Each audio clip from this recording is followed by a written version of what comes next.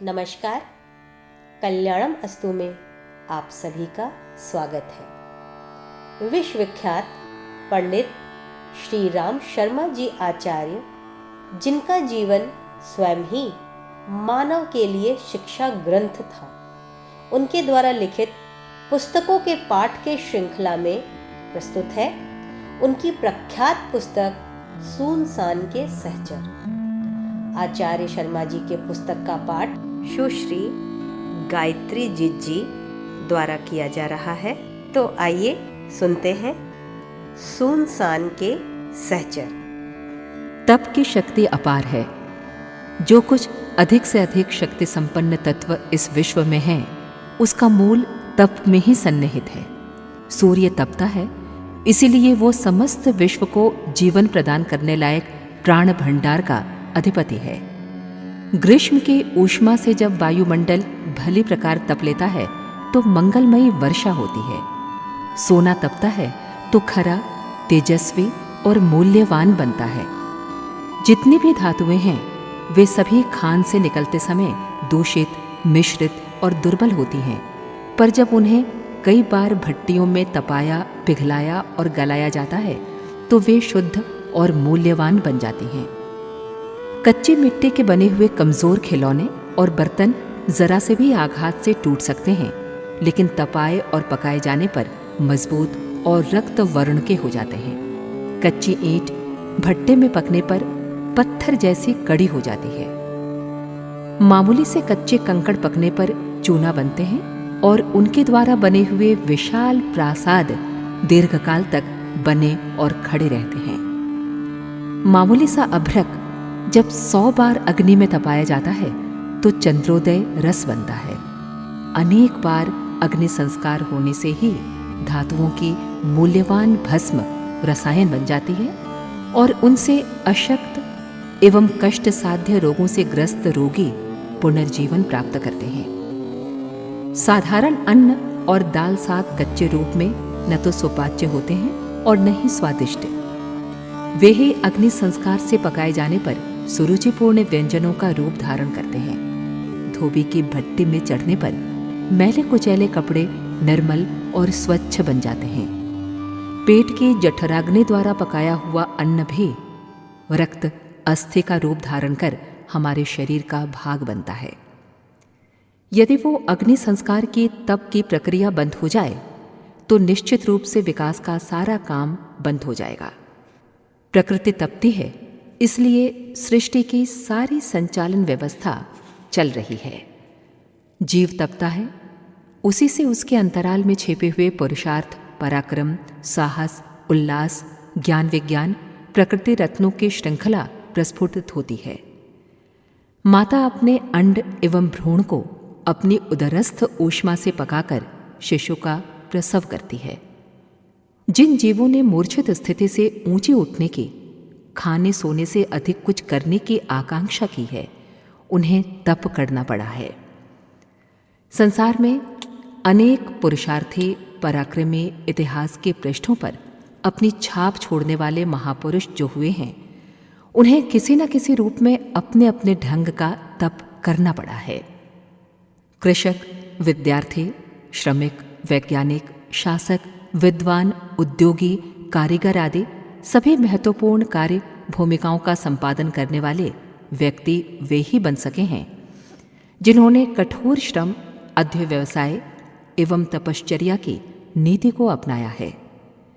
यदि इन लोगों ने आलस्य, प्रमाद, अकर्मण्यता, शिथिलता एवं विलासिता की नीति अपनाई होती तो वे कदापि उस स्थान पर न पहुंच पाते जो उन्होंने कष्ट सहिष्णु एवं पुरुषार्थी बनकर उपलब्ध किया है।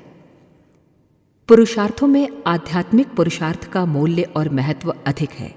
ठीक उसी प्रकार जिस प्रकार की सामान्य संपत्ति की अपेक्षा आध्यात्मिक शक्ति संपदा की महत्ता अधिक है।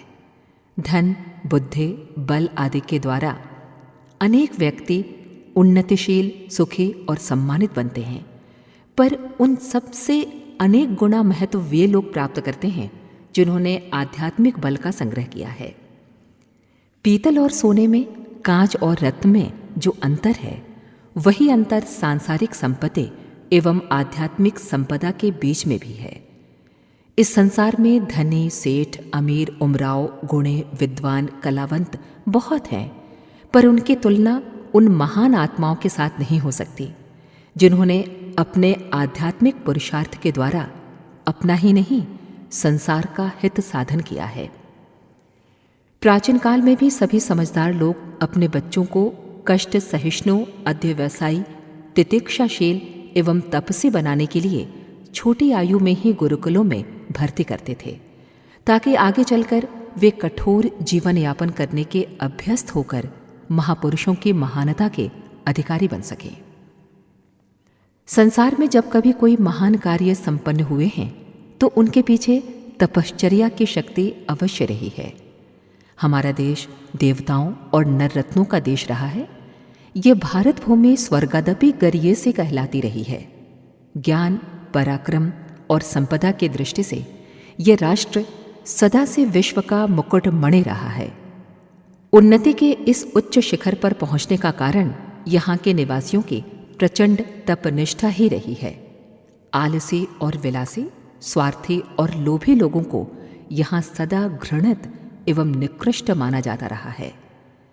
तप शक्ति की महत्ता को यहाँ के निवासियों ने पहचाना, तत्वतः कार्य किया और उसके उपार्जन में पूरी तत्परता दिखाई।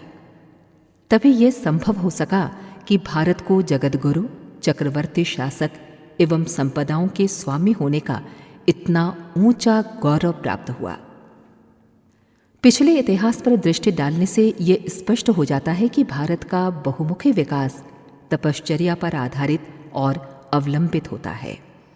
सृष्टि के उत्पन्नकर्ता प्रजापति ब्रह्मा ने सृष्टि निर्माण के पूर्व विष्णु की नाभि से उत्पन्न कमल पुष्प पर अवस्थित होकर 100 वर्षों तक गायत्री उपासना के आधार पर तप किया। तभी उन्हें सृष्टि निर्माण एवं ज्ञान विज्ञान के उत्पादन की शक्ति उपलब्ध हुई। मानव धर्म के आविष्कर्ता भगवान मनु ने अपनी रानी शतरूपा के साथ प्रचंड तप करने के पश्चात ही अपना महत्वपूर्ण उत्तरदायित्व पूर्ण किया था। भगवान शंकर स्वयं तप रूप हैं। उनका कार्यक्रम सदा से तप साधना ही रहा।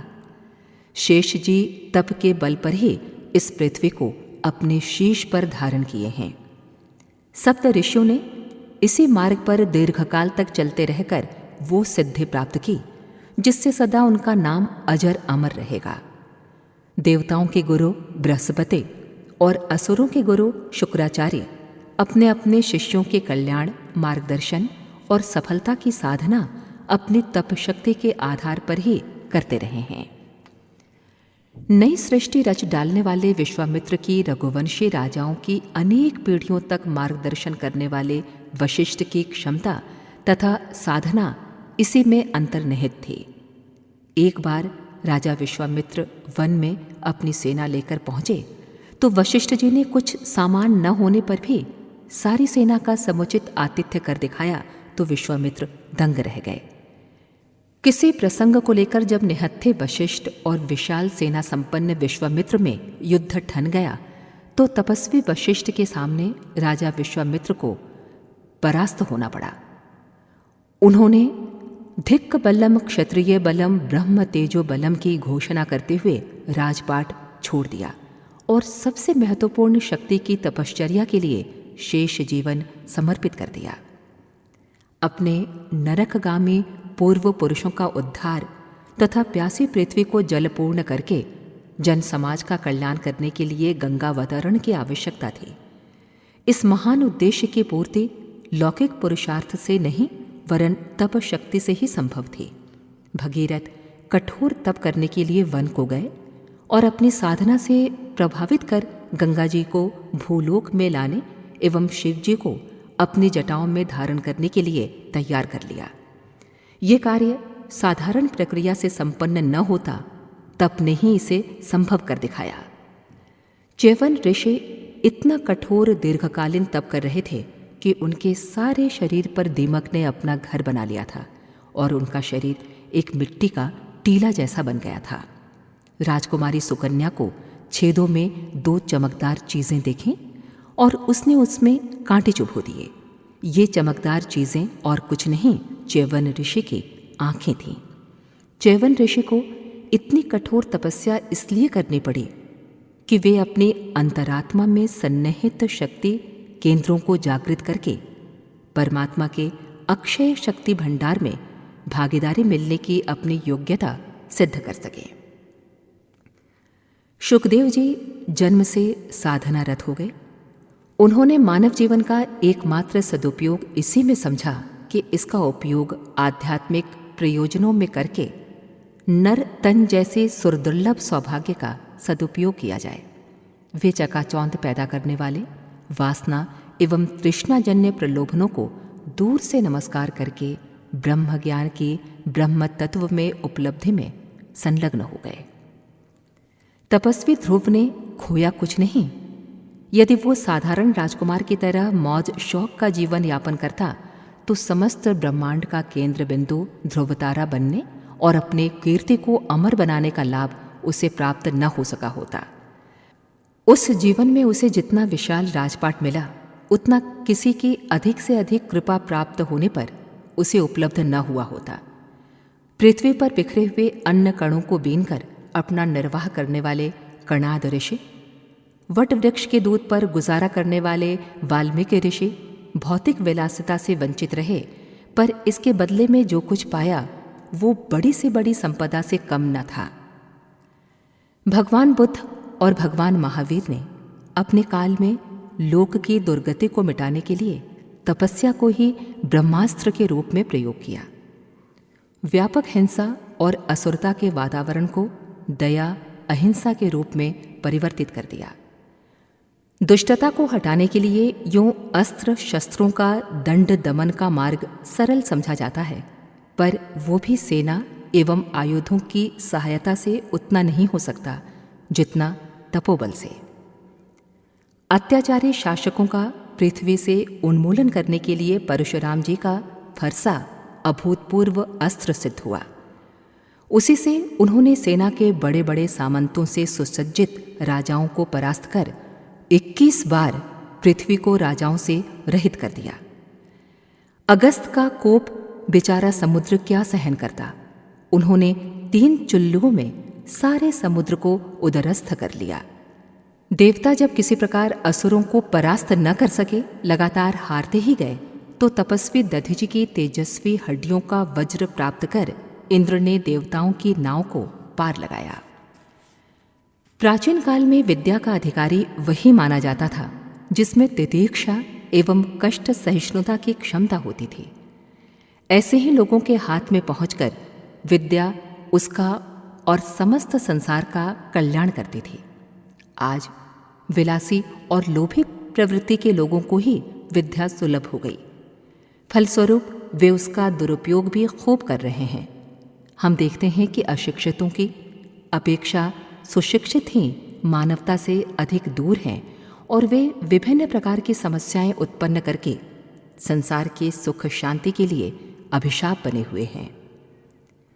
प्राचीन काल में प्रत्येक अभिभावक अपने बालकों को तपस्वी मनोवृत्ति का बनाने के लिए उन्हें गुरुकुलों में भेजता था और गुरुकुलों के संचालक बहुत समय तक बालकों में कष्ट सहिष्णुता जागृत करते थे और जो इस प्रारंभिक परीक्षा में सफल होते थे उन्हें ही परीक्षाधिकारी मानकर विद्या दान करते थे। उद्दालक, आरुणे आदि अगणित छात्रों को कठोर परीक्षाओं में से गुजरना पड़ा था। इसका वृत्तांत हम सभी को मालूम है। ब्रह्मचर्य को तप का प्रधान अंग माना गया है। बजरंगी हनुमान, बाल ब्रह्मचारी भीष्म पितामह के पराक्रमों से हम सभी परिचित हैं। शंकराचार्य, दयानंद प्रभृति अनेक महापुरुष अपने ब्रह्मचर्य व्रत के आधार पर ही संसार की महान सेवा कर सके। प्राचीन काल में ऐसे अनेक गृहस्थ होते थे जो विवाह होने पर भी अपनी पत्नी के साथ ब्रह्मचर्य का पालन करते थे। आत्मबल प्राप्त करके तपस्वी लोग उस तपबल से न केवल अपना आत्मकल्याण करते थे, वरन अपनी थोड़ी सी शक्ति शिष्यों को देकर उनको भी महान पुरुष बना देते थे। विश्वामित्र के आश्रम में रहकर रामचंद्र जी का संदीपन ऋषि के गुरुकुल में पढ़कर कृष्णचंद्र जी का ऐसा निर्माण हुआ कि वे भगवान कहलाए। समर्थ गुरु रामदास के चरणों में बैठकर एक मामूली सा मराठा बालक छत्रपति शिवाजी बना। रामकृष्ण परमहंस से शक्ति कण पाकर नास्तिक नरेंद्र संसार का श्रेष्ठ धर्म प्रचारक विवेकानंद कहलाया। प्राण रक्षा के लिए मारे मारे फिरते हुए इंद्र को महर्षि दधीचि ने अपनी हड्डियां देकर निर्भय बनाया। नारद का जरा सा उपदेश पाकर डाकू वाल्मीकि महर्षि बन गया। उत्तम संतान प्राप्त करने के अभिलाषी भी तपस्वियों के अनुग्रह से सौभाग्यान्वित हुए हैं। श्रृंगी ऋषि द्वारा आयोजित पुत्रेष्टि यज्ञ के द्वारा 3 विवाह कर लेने पर भी संतान न होने पर राजा दशरथ को 4 पुत्र प्राप्त हुए। राजा दिलीप ने चिरकाल तक अपनी रानी सहित वशिष्ठ के आश्रम में रहकर गौ चराकर जो अनुग्रह प्राप्त किया, उसके फलस्वरूप ही डूबता वंश चला, पुत्र की प्राप्ति हुई। पांडु जब संतानोत्पादन में असमर्थ रहे तो व्यास जी के अनुग्रह से प्रतापी 5 पांडव उत्पन्न हुए। श्री जवाहरलाल नेहरू के बारे में कहा गया है कि उनके पिता श्री मोतीलाल नेहरू जब चिरकाल तक संतान से वंचित रहे तो इनकी चिंता दूर करने के लिए हिमालय निवासी एक तपस्वी ने अपना शरीर त्यागा और उनका मनोरथ पूर्ण किया। अनेक ऋषि कुमार अपने माता पिता का प्रचंड आध्यात्म बल जन्म से ही साथ लेकर पैदा होते थे और वे बालकपन में ही वो कार्य कर लेते थे जो बड़ों के लिए कठिन होते हैं। लोमश ऋषि के पुत्र श्रृंगी ऋषि ने राजा परीक्षित द्वारा अपने पिता के गले में सर्प डाला जाता देखकर क्रोध से शाप दिया कि 7 दिन में कुकृत्य करने वाले को सर्प काट लेगा। परीक्षित की सुरक्षा के लिए भारी प्रयत्न किए जाने पर भी सर्प से काटे जाने का ऋषि कुमार का शाप सत्य होकर ही रहा। शाप और वरदानों के आश्चर्यजनक परिणामों की चर्चा से हमारे प्राचीन इतिहास के पृष्ठ भरे पड़े हैं। श्रवण कुमार को तीर मारने के दंड स्वरूप उसके पिता ने राजा दशरथ को शाप दिया था कि वो भी पुत्र शोक में इसी प्रकार बिलख बिलख कर मरेगा। तपस्वी के मुख से निकला हुआ वचन असत्य नहीं हो सकता था। दशरथ को उसी प्रकार मरना पड़ा था। गौतम ऋषि के शाप से इंद्र और चंद्रमा जैसे देवताओं की दुर्गति हुई। राजा सगर के 10,000 पुत्रों को कपिल के क्रोध करने के फलस्वरूप जलकर भस्म होना पड़ा। प्रसन्न होने पर देवताओं की भांति तपस्वी ऋषि भी वरदान प्रदान करते थे और दुख दारिद्र्य से पीड़ित अनेक व्यक्ति सुख शांति के अवसर प्राप्त करते थे। पुरुष ही नहीं, तप साधना के क्षेत्र में भारत की महिलाएं भी पीछे नहीं थीं। पार्वती ने प्रचंड तप करके मदन दहन करने वाले समाधिस्थ शंकर को विवाह करने के लिए विवश किया। अनुसूया ने अपनी आत्मशक्ति से ब्रह्मा, विष्णु और महेश को नन्हे नन्हे बालकों के रूप में परिणत कर दिया। सुकन्या ने अपने वृद्ध पति को युवा बनाया। सावित्री ने यम से संघर्ष करके अपने मृतक पति के प्राण लौटाए। कुंती ने सूर्य तप करके कुमारी अवस्था में सूर्य के समान तेजस्वी कर्ण को जन्म दिया। क्रुद्ध गांधारी ने कृष्ण को शाप दिया कि जिस प्रकार मेरे कुल का नाश किया है वैसे ही तेरा कुल इसी प्रकार परस्पर संघर्ष में नष्ट होगा। उसके वचन मिथ्या नहीं गए। सारे यादव आपस में ही लड़कर नष्ट हो गए। दमयंती के शाप से व्याध को जीवित ही जल जाना पड़ा। ईड़ा ने अपने पिता मनु का यज्ञ संपन्न कराया और उनके अभीष्ट प्रयोजन को पूरा करने में सहायता की। इन आश्चर्यजनक कार्यों के पीछे उनकी तप शक्ति की महिमा प्रत्यक्ष है। देवताओं और ऋषियों की भांति ही असुर भी ये भली भांति जानते थे कि तप में ही शक्ति की वास्तविकता केंद्रित है। उन्होंने भी प्रचंड तप किया और वरदान प्राप्त किए जो सुर पक्ष के तपस्वी भी प्राप्त नहीं कर सके थे। रावण ने अनेक बार सिर का सौदा करने वाली तप साधना की और शंकर जी को इंगित करके अजेय शक्तियों का भंडार प्राप्त किया। कुंभकर्ण ने तप द्वारा ही 6 महीने सोने जागने का अद्भुत वरदान पाया था। मेघनाथ, अहिरावण और मारीची को विभिन्न मायावी शक्तियां भी तप द्वारा ही मिली थीं।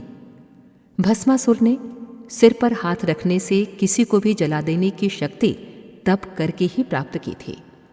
हिरण्यकश्यप, हिरण्याक्ष, सहस्रबाहु, बाली आदि असुरों के पराक्रम का भी मूल आधार तप ही था।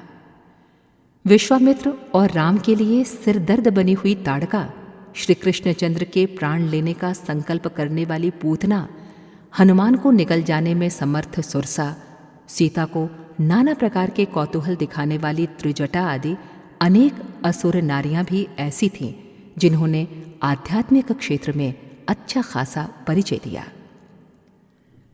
इस प्रकार के 10-20 नहीं, हजारों लाखों प्रसंग भारतीय इतिहास में मौजूद हैं जिनमें तप शक्ति के लाभों से लाभान्वित होकर साधारण नरतनधारी जनों ने विश्व को चमत्कृत कर देने वाले स्वपर कल्याण के महान आयोजन पूर्ण करने वाले उदाहरण उपस्थित किए हैं।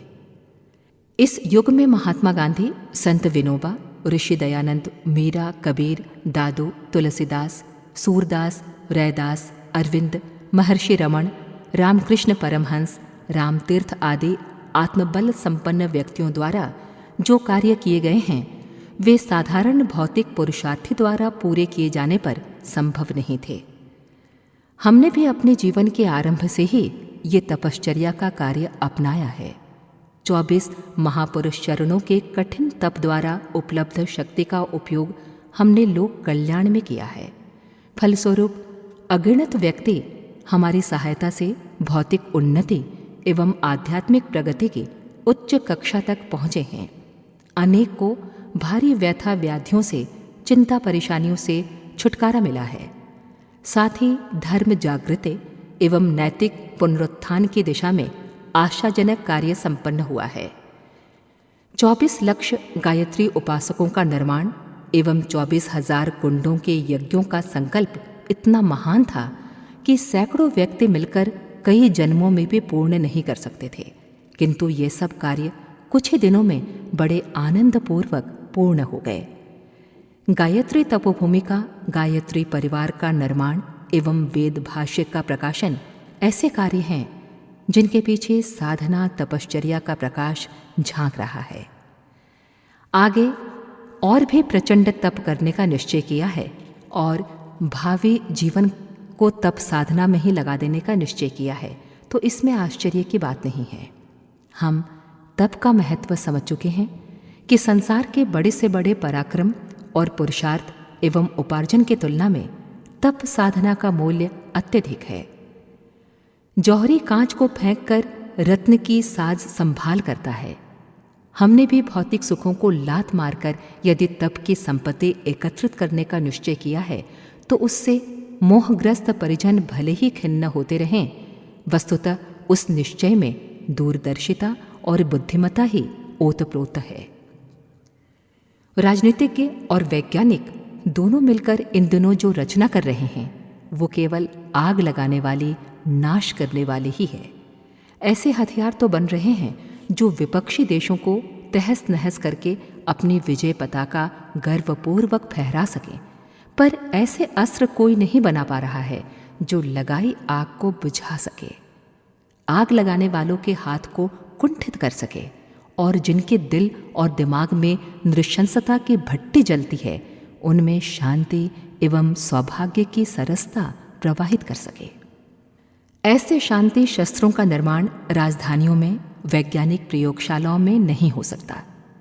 प्राचीन काल में जब भी इस प्रकार की आवश्यकता अनुभव हुई है तब तपोवनों की प्रयोगशाला में तप साधना के महान प्रयत्नों द्वारा शांति शस्त्र तैयार किए गए हैं। वर्तमान काल में अनेक महान आत्माएं इसी प्रयत्न के लिए अग्रसर हुई हैं। संसार को, मानव जाति को सुखी और समुन्नत बनाने के लिए अनेक प्रयत्न हो रहे हैं। उद्योग धंधे, कल कारखाने, रेल, तार, सड़क, बांध, स्कूल, अस्पतालों आदि का बहुत कुछ निर्माण कार्य चल रहा है। इससे गरीबी और बीमारी, अशिक्षा और असभ्यता का बहुत कुछ समाधान होने की आशा की जाती है, पर मानव अंतःकरणों में प्रेम और आत्मीयता का, स्नेह और सौजन्य का, आस्तिकता और धार्मिकता का, सेवा और संयम का निर्झर प्रवाहित किए बिना विश्व शांति की दिशा में कोई कार्य नहीं हो सकेगा। जब तक सन्मार्ग की प्रेरणा देने वाले गांधी, दयानंद, शंकराचार्य, बुद्ध, महावीर, नारद, व्यास जैसे आत्मबल संपन्न मार्गदर्शक न हों, तब तक लोकमानस को ऊंचा उठाने के प्रयत्न सफल नहीं होंगे। लोकमानस को ऊंचा उठाए बिना, पवित्र आदर्शवादी भावनाएं उत्पन्न किए बिना लोक की गतिविधियां ईर्ष्या, द्वेष, शोषण, अपहरण, आलस्य, प्रमाद, व्यभिचार और पाप से रहित नहीं होंगी, और तब तक क्लेश और कलह से, रोग और दारिद्र्य से कदापि छुटकारा नहीं मिलेगा। लोकमानस को पवित्र, सात्विक एवं मानवता के अनुरूप नैतिकता से परिपूर्ण बनाने के लिए जिन सूक्ष्म आध्यात्मिक तरंगों को प्रवाहित किया जाना आवश्यक है, वे उच्च कोटि की आत्माओं द्वारा विशेष तप साधन से ही उत्पन्न होंगी। मानवता की, धर्म और संस्कृति की यही सबसे बड़ी सेवा है। आज इन प्रयत्नों की तुरंत आवश्यकता अनुभव की जाती है, क्योंकि जैसे जैसे दिन बीतते जाते हैं, असुरता का पलड़ा भारी होता जाता है। देर करने में अति और अनिष्ट की अधिक संभावना हो सकती है। समय के इसी पुकार ने हमें वर्तमान कदम उठाने को बाध्य किया। यूं जब से यज्ञोपवीत संस्कार संपन्न हुआ, 6 घंटे की नियमित गायत्री उपासना का क्रम चलता रहा है, पर बड़े उद्देश्यों के लिए जिस सघन साधना और प्रचंड तपोबल की आवश्यकता होती है, उसके लिए यह आवश्यक हो गया कि 1 वर्ष ऋषियों की तपोभूमि हिमालय में रहा जाए और प्रयोजनीय तप सफल किया जाए। इस तप साधना का कोई वैयक्तिक उद्देश्य नहीं। स्वर्ग और मुक्ति की न कभी कामना रही और न कभी रहेगी। अनेक बार जल लेकर मानवीय गरिमा की प्रतिष्ठा का संकल्प लिया है, फिर पलायनवादी कल्पनाएं क्यों करें? विश्व हित ही अपना हित है। इस लक्ष्य को लेकर तप की अधिक उग्र अग्नि में अपने को तपाने का वर्तमान कदम उठाया है। हिमालय में प्रवेश, मृत्यु सी भयानक संकरी पगडंडी। आज बहुत दूर तक विकट रास्ते से चलना पड़ा। नीचे गंगा बह रही थी, ऊपर पहाड़ खड़ा था। पहाड़ के निचले भाग में होकर चलने की संकरी सी पगडंडी थी। उसकी चौड़ाई मुश्किल से 3 फुट रही होगी। उसी पर होकर चलना था। पैर भी इधर उधर हो जाए तो नीचे गरजती हुई गंगा के गर्भ में जल समाधि लेने में कुछ देर न थी। जरा बचकर चले तो दूसरी ओर सैकड़ों फुट ऊंचा पर्वत सीधा तना खड़ा था। ये 1 इंच भी अपनी जगह से हटने को तैयार नहीं था। संकरी सी पगडंडी पर संभाल कर एक एक कदम रखना पड़ता था, क्योंकि जीवन और मृत्यु के बीच 1-1.5 फुट का अंतर था। मृत्यु का डर कैसा होता है, उसका अनुभव जीवन में पहली बार हुआ। एक पौराणिक कथा सुनी थी कि राजा जनक ने शुकदेव जी को अपने कर्मयोगी होने की स्थिति समझाने के लिए तेल का भरा कटोरा हाथ में देकर नगर के चारों ओर भ्रमण करते हुए वापस आने को कहा, और साथ ही ये भी कह दिया था कि यदि 1 बूंद भी तेल फैला तो वहीं गर्दन काट दी जाएगी। शुकदेव जी मृत्यु के डर से कटोरे से तेल न फैलने की सावधानी रखते हुए चले। सारा भ्रमण कर लिया, पर उन्हें तेल के अतिरिक्त और कुछ नहीं दिखा। जनक ने तब उनसे कहा कि जिस प्रकार मृत्यु के भय ने तेल की बूंद भी न फैलने दी और सारा ध्यान कटोरे पर ही रखा, उसी प्रकार मैं भी मृत्यु भय को सदा ध्यान में रखता हूँ, जिससे किसी कर्तव्य कर्म में न तो प्रमाद होता है और न ही मन व्यर्थ की बातों में भटक कर चंचल होता है। इस कथा का स्पष्ट और व्यक्तिगत अनुभव आज उस संकरे विकट रास्ते को पार करते हुए किया। हम लोग कई पथिक साथ थे। वैसे खूब हंसते बोलते चलते थे, पर जहां वो संकरी पगडंडी आई कि सभी चुप हो जाते थे। बातचीत के सभी विषय समाप्त थे। न किसी को घर की याद आ रही थी और न ही किसी अन्य विषय पर ध्यान था। चित्त पूर्ण एकाग्र था और केवल यही एक प्रश्न पूरे मनोयोग के साथ चल रहा था कि अगला पैर ठीक जगह पर पड़े। एक हाथ से हम लोग पहाड़ को पकड़ते हुए चलते थे। यद्यपि उसमें पकड़ने जैसी कोई चीज़ नहीं थी, तो भी इस आशा से कि यदि शरीर की झोंक गंगा की तरफ झुके तो संतुलन को ठीक रखने में पहाड़ को पकड़ पकड़ कर चलने का उपक्रम कुछ न कुछ सहायक होगा। 1.5-2 मील की ये यात्रा बड़ी कठिनाई के साथ पूरी की। दिल हर घड़ी धड़कता रहा। जीवन को बचाने के लिए कितनी सावधानी की आवश्यकता है, ये पाठ क्रियात्मक रूप से आज ही पढ़ा। एक विकट यात्रा पूरी हो गई, पर अब भी कई विचार उसके स्मरण के साथ साथ उठ रहे हैं। सोचता हूं, यदि हम सदा मृत्यु को निकट ही देखते रहें तो व्यर्थ की बातों पर मन दौड़ाने वाले मृग तृष्णाओं से बच सकते हैं। जीवन लक्ष्य की यात्रा भी हमारी आज की यात्रा के समान ही है, जिसमें हर कदम पर साध साध कर कदम रखना जरूरी है। यदि एक भी कदम गलत या गफलत भरा उठ जाए तो मानव जीवन के महान लक्ष्य से पतित होकर हम एक अथाह गर्त में गिर सकते हैं। जीवन से हमें प्यार है तो प्यार को चरितार्थ करने का एक ही तरीका है कि सही तरीके से अपने को चलाते हुए इस संकरी पगडंडी से पार चलें, जहाँ से शांतिपूर्ण यात्रा पर आगे चलें। मनुष्य जीवन ऐसा ही उत्तरदायित्वपूर्ण जीवन है जैसा उस गंगा तट की खड़ी पगडंडी पर चलने वालों का था। उसे ठीक तरह निवाह देने पर ही संतोष की सांस ले सकें और ये आशा कर सकें कि उस अभीष्ट तीर्थ के दर्शन कर सकेंगे। कर्तव्य पालन की पगडंडी ऐसी संकरी है कि उसमें लापरवाही बरतने पर जीवन लक्ष्य के प्राप्त होने की आशा भला कौन कर सकता है।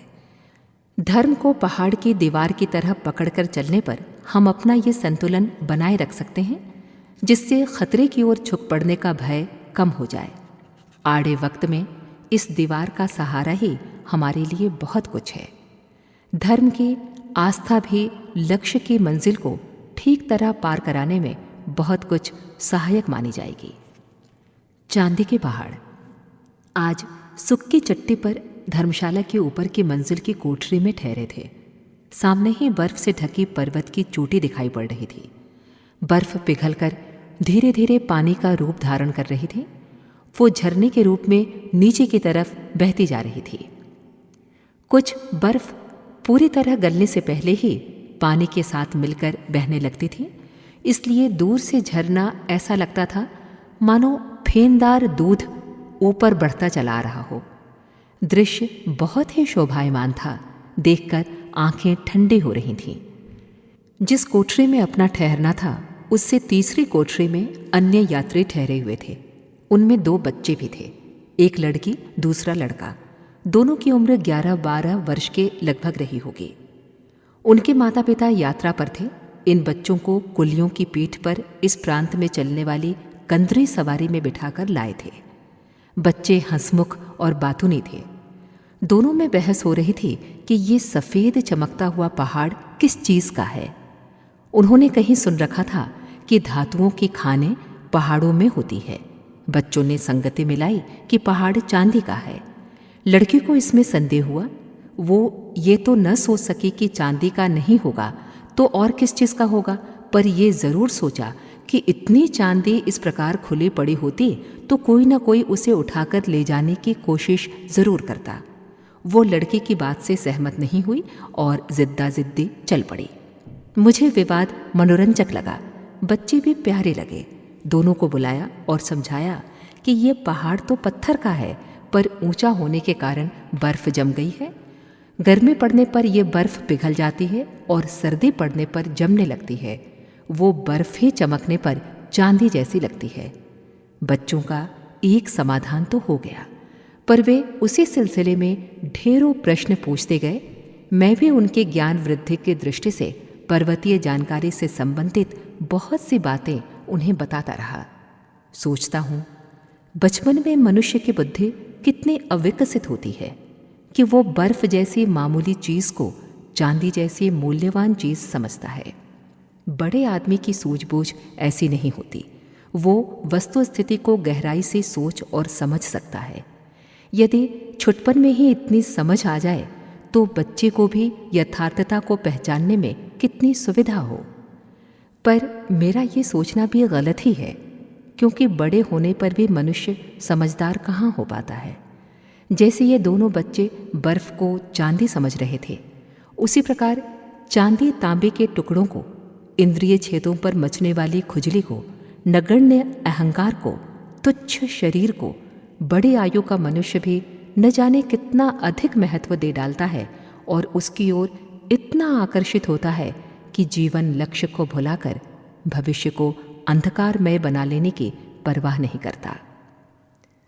सांसारिक, क्षणिक और सारहीन आकर्षणों में हमारा मन उनसे भी अधिक तल्लीन हो जाता है जितना कि छोटे बच्चों का मिट्टी के खिलौने के साथ खेलने में, कागज़ की नाव बहाने में लगता है। पढ़ना लिखना, खाना पीना छोड़कर पतंग उड़ाने में निमग्न बालक को अभिभावक उसकी अदूरदर्शिता पर धमकाते हैं, पर हम बड़ी आयु वालों को कौन धमकाए, जो आत्म स्वार्थ को भुलाकर विषय विकारों के इशारे पर नाचने वाली कठपुतली बने हुए हैं। बर्फ चांदी नहीं है, ये बात मानने में इन बच्चों का समाधान हो गया था, पर तृष्णा और वासना जीवन लक्ष्य नहीं है, हमारी इस भ्रांति का कौन समाधान करे। पीली मक्खियां। आज हम लोग सघन वन में होकर चुपचाप चले जा रहे थे तो सेब के पेड़ों पर भिनभिनाती फिरने वाली पीली मक्खियां हम लोगों पर टूट पड़ी और बुरी तरह चिपट गईं। छुड़ाने से भी नहीं छूटती थीं। हाथों से, कपड़ों से उन्हें हटाया भी, भागे भी, पर उन्होंने बड़ी देर तक पीछा किया। किसी प्रकार गिरते पड़ते लगभग आधा मील आगे निकल गए, तब उनसे पीछा छूटा।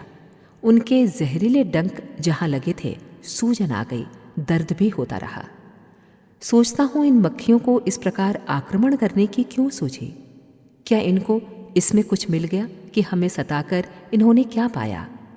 लगता है ये मक्खियाँ सोचती होंगी कि ये वन प्रदेश हमारा है, हमें यहाँ रहना चाहिए, हमारे लिए ये सुरक्षित प्रदेश रहे, कोई दूसरा इधर पदार्पण न करे।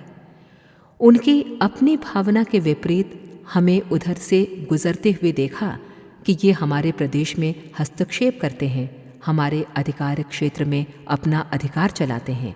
हमारे उधर से गुजरने को संभव है उन्होंने ढीठता समझा हो और अपने बल एवं दर्प का प्रदर्शन करने एवं हस्तक्षेप का मज़ा चखाने के लिए आक्रमण किया हो। यदि ऐसी ही बात है तो इन मक्खियों की मूर्खता थी। वो वन तो ईश्वर का बनाया हुआ था, कुछ उन्होंने स्वयं थोड़ी ही बनाया था। उन्हें तो पेड़ों पर रहकर अपने गुजर बसर करनी चाहिए थी। सारे प्रदेश पर कब्जा करने की उनकी लालसा व्यर्थ थी, क्योंकि वे इतने बड़े प्रदेश का आखिर करते भी क्या? फिर उन्हें सोचना चाहिए था कि ये साझी की दुनिया है, सभी लोग इसका मिलजुल कर उपयोग करें तो ठीक है। यदि हम लोग उधर से निकल रहे थे, उस वनश्री की छाया, शोभा और सुगंध का लाभ उठा रहे थे, तो थोड़ा भी उठा लेने देने की सहिष्णुता रखनी चाहिए थी। उन्होंने अनुदारता करके हमें काटा, सताया, अपने डंक खोए। कोई तो इस झंझट में कुचल भी गईं, घायल भी हुईं, मर भी गईं।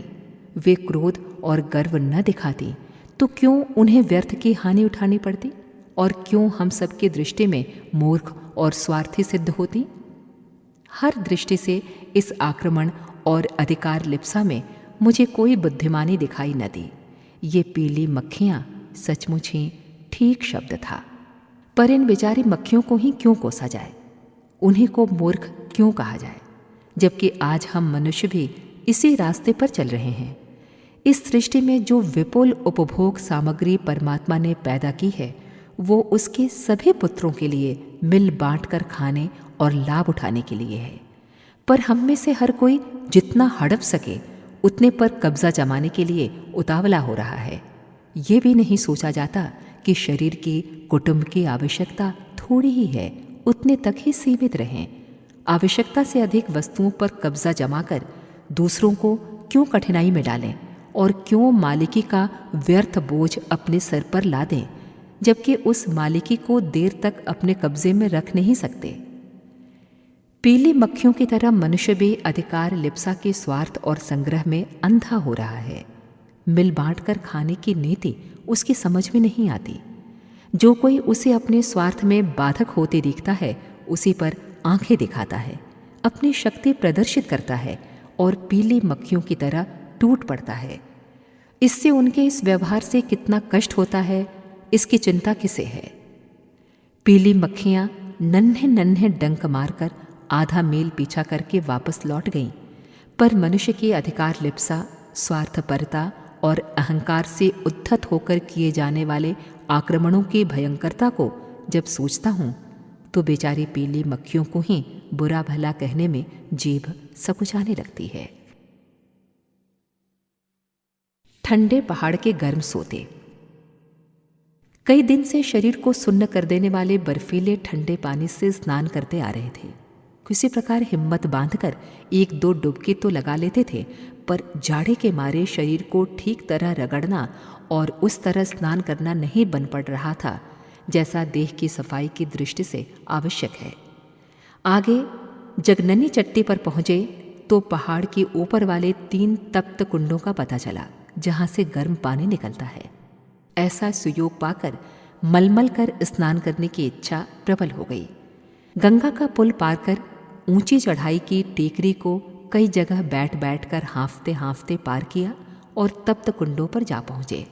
बराबर बराबर 3 कुंड थे। एक का पानी इतना गर्म था कि उसमें नहाना तो दूर, हाथ दे सकना भी कठिन था। बताया गया कि यदि चावल दाल की पोटली बांधकर इस कुंड में डाल दी जाए तो वो खिचड़ी कुछ देर में पक जाती है। ये प्रयोग तो हम नहीं कर सके, पर पास वाले दूसरे कुंड में जिसका पानी सदा गर्म रहता है खूब मलमल कर स्नान किया और हफ्तों की अधूरी आकांक्षा पूरी की। कपड़े भी गर्म पानी से खूब धुले, अच्छे साफ हो गए। सोचता हूँ कि पहाड़ों पर बर्फ गिरती रहती है और छाती में से झरने वाले झरने सदा बर्फ सा ठंडा जल प्रवाहित करते रहते हैं। उनमें कहीं कहीं ऐसे उष्ण सोते क्यों फूट पड़ते हैं। मालूम होता है कि पर्वत के भीतर कोई गंधक की परत है, वही अपने समीप से गुजरने वाली जलधारा को असह्य उष्णता दे देती है। इसी तरह किसी सज्जन में अनेक शीतल शांतिदायक गुण होने से उसका व्यवहार ठंडे सोतों की तरह शीतल हो सकता है, पर यदि दुर्बुद्धि की एक परत भी छिपी हो तो उसकी गर्मी गर्म सोतों की तरह बाहर फूट पड़ती है और वो छिपती नहीं।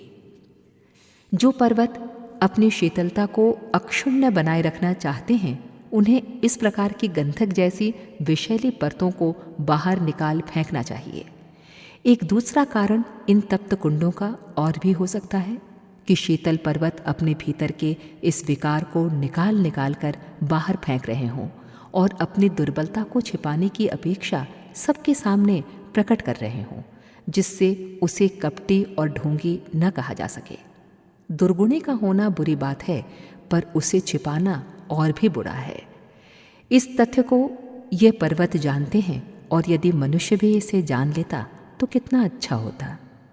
ये समझ में आता है कि हमारे जैसे ठंडे स्नान से खिन्न व्यक्तियों की गर्म जल से स्नान कराने की सुविधा और आवश्यकता का ध्यान रखते हुए पर्वत ने अपने भीतर बची थोड़ी गर्मी को बाहर निकाल कर रख दिया हो। बाहर से तो वो भी ठंडा हो चला, फिर भीतर कुछ गर्मी बच गई होगी। पर्वत सोचता होगा कि जब सारा ही ठंडा हो चला तो इस थोड़ी सी गर्मी को बचाकर ही क्या करूँगा, इसे भी क्यों ना ज़रूरतमंदों को दे डालो।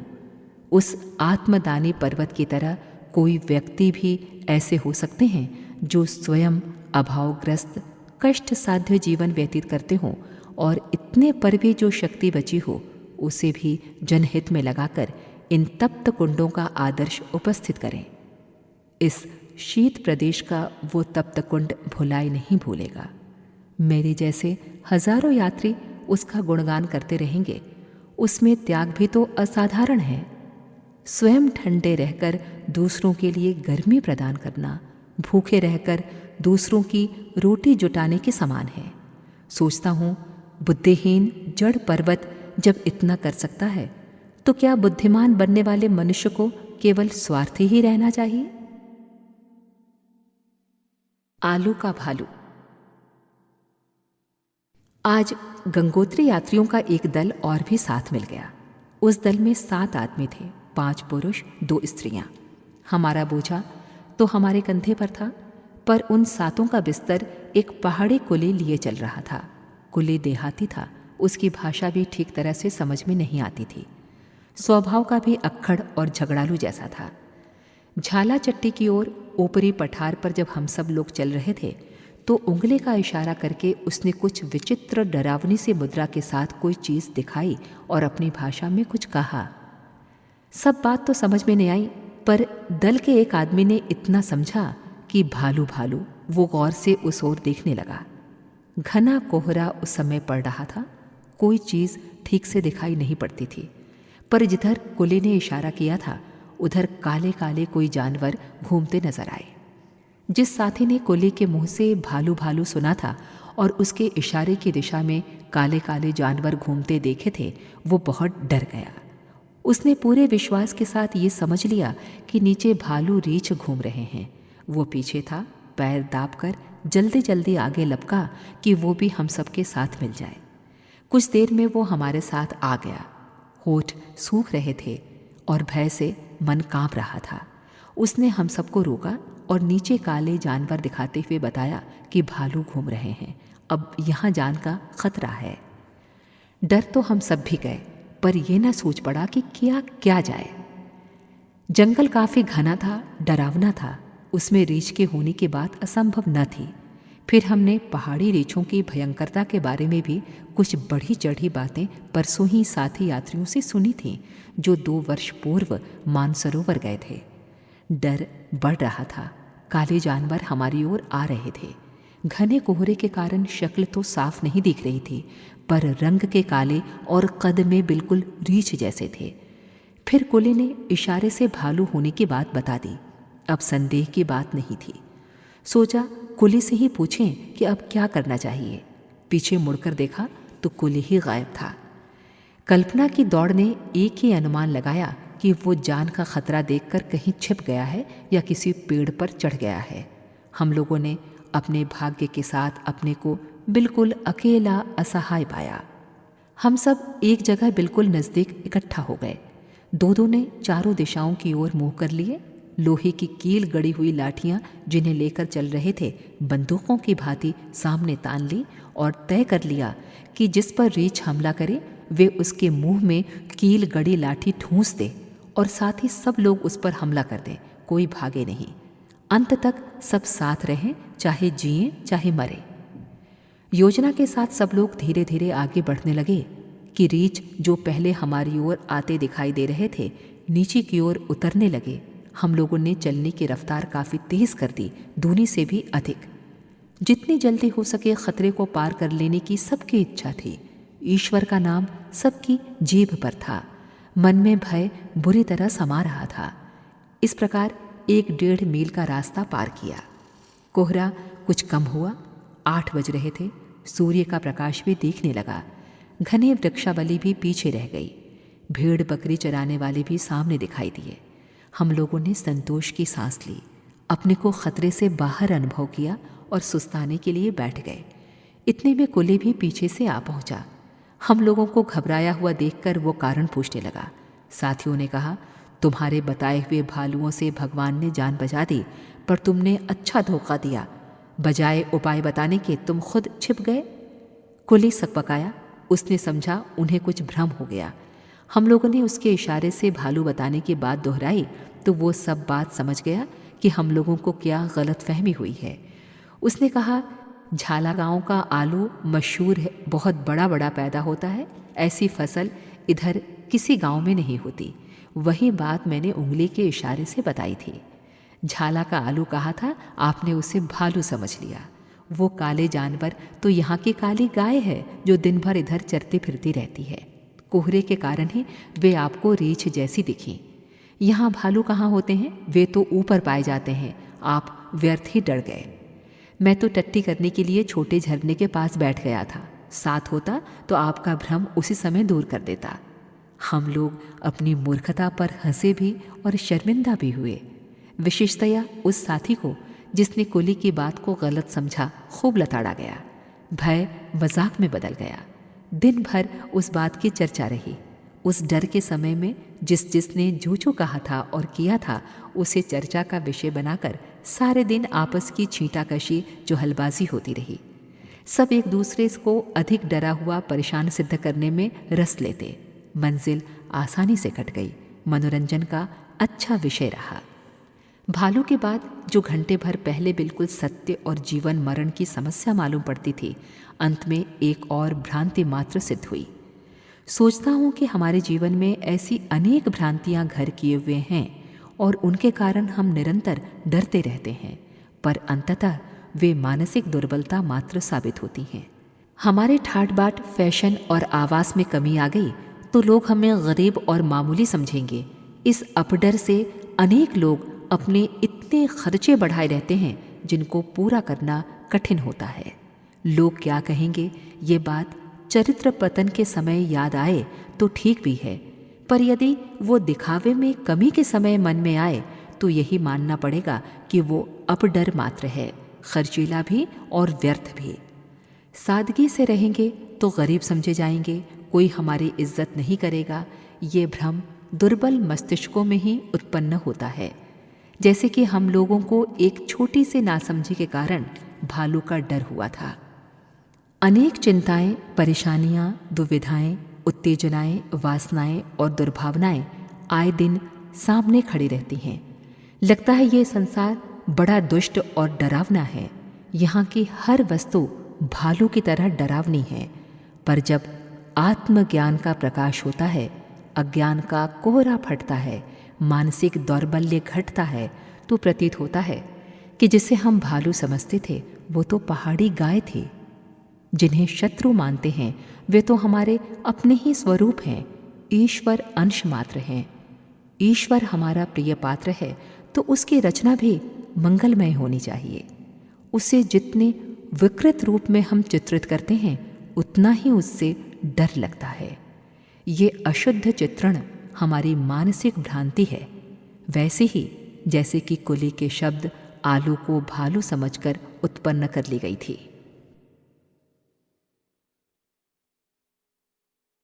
रोते पहाड़। आज रास्ते में रोते पहाड़ मिले। उनके पत्थर नरम थे, ऊपर किसी सोते का पानी रुका पड़ा था। पानी को निकलने के लिए जगह न मिली। नरम पत्थर उसे चूसने लगे। वो चूसा हुआ पानी जाता कहाँ? नीचे की ओर वो पहाड़ को गीला किए हुए था। जहाँ जगह थी वहाँ वो गीलापन धीरे धीरे इकट्ठा होकर बूंदों के रूप में टपक रहा था। इन टपकती बूंदों को लोग अपनी भावना के अनुसार आंसू की बूंदें कहते हैं। जहाँ तहाँ से मिट्टी उड़कर इस गीलेपन से चिपक जाती है, उसमें हरियाली के जीवाणु भी आ जाते हैं। इस चिपकी हुई मिट्टी पर एक हरी मुलायम काई जैसी उगाती है। काई को पहाड़ में कीचड़ कहते हैं। जब वो रोता है तो आंखें दुखती हैं। रोते हुए पहाड़ आज हम लोगों ने देखे। उनके आंसू भी कहीं से पोंछे, कीचड़ों को टटोल कर देखा। वो इतना ही कर सकते थे। पहाड़ तू क्यों रोता है इसे कौन पूछता और वह क्यों कर इसका उत्तर देता। पर कल्पना तो अपनी जिद की पक्की है। मन पर्वत से बातें करने लगा। पर्वतराज, तुम इतनी वनश्री से लदे हो, भाग दौड़ की कोई चिंता तुम्हें नहीं है, बैठे बैठे आनंद के दिन गुजारते हो, तुम्हें किस बात की चिंता, तुम्हें रुलाई क्यों आती है। पत्थर का पहाड़ चुप खड़ा था, पर कल्पना का पर्वत अपनी मनोव्यथा कहने लगा। बोला, मेरे दिल का दर्द तुम्हें क्या मालूम। मैं बड़ा ही ऊंचा हूँ, वनश्री से लदा हूँ, निश्चिंत बैठा रहता हूँ। देखने को मेरे पास सब कुछ है, पर निष्क्रिय निश्चेष्ट जीवन भी क्या कोई जीवन है जिसमें गति नहीं, संघर्ष नहीं, आशा नहीं, स्फूर्ति नहीं, प्रयत्न नहीं। वो जीवित होते हुए भी मृतक के समान है। सक्रियता में ही आनंद है। मौज के छानने और आराम करने में तो केवल काहिल की मुर्दनी की नीरवता मात्र है। इसे अनजान ही आराम और आनंद कह सकते हैं। इस दृष्टि से क्रीड़ापन में जो जितना खेल लेता है वो अपने को उतना ही तरोताज़ा और प्रफुल्लित अनुभव करता है। सृष्टि के सभी पुत्र प्रगति के पथ पर उल्लास भरे सैनिकों की तरह कदम पर कदम बढ़ाते मोर्चे पर मोर्चा पार करते चले जाते हैं। दूसरी ओर मैं हूँ जो संपदाएं अपने पेट में छिपाए मौज की छान रहा हूँ। कल्पना बेटी, तुम मुझे सेठ कह सकती हो, अमीर कह सकती हो, भाग्यवान कह सकती हो, पर हूँ तो मैं निष्क्रिय ही। संसार की सेवा में अपने पुरुषार्थ का परिचय देकर लोग अपना नाम इतिहास में अमर कर रहे हैं, कीर्तिवान बन रहे हैं। अपने प्रयत्न का फल दूसरे को उठाते देखकर गर्व अनुभव कर रहे हैं, पर मैं हूँ जो अपना वैभव अपने तक ही समेटे बैठा हूँ। इस आत्मग्लानि से यदि रुलाई मुझे आती है, आंखों में आंसू बरसते हैं और कीचड़ निकलते हैं, तो उसमें अनुचित क्या है? मेरी नन्ही सी कल्पना ने पर्वतराज से बातें कर ली, समाधान भी पा लिया, पर वो भी खिन्न ही थी। बहुत देर तक यही सोचती रही कि कैसा अच्छा होता यदि इतना बड़ा पर्वत अपने टुकड़े टुकड़े करके अनेक भवनों, सड़कों, पुलों के बनाने में खप सका होता। तब भले वो इतना बड़ा न रहता, संभव है इस प्रयत्न से उसका अस्तित्व भी समाप्त हो जाता, लेकिन तब वो वस्तुतः धन्य हुआ होता, वस्तुतः उसका बड़प्पन सार्थक हुआ होता। इन परिस्थितियों से वंचित रहने पर यदि पर्वतराज अपने को अभागा मानता है और अपने दुर्भाग्य को धिक्कारता हुआ सिर धुनकर रोता है, तो उसका ये रोना सकारण है।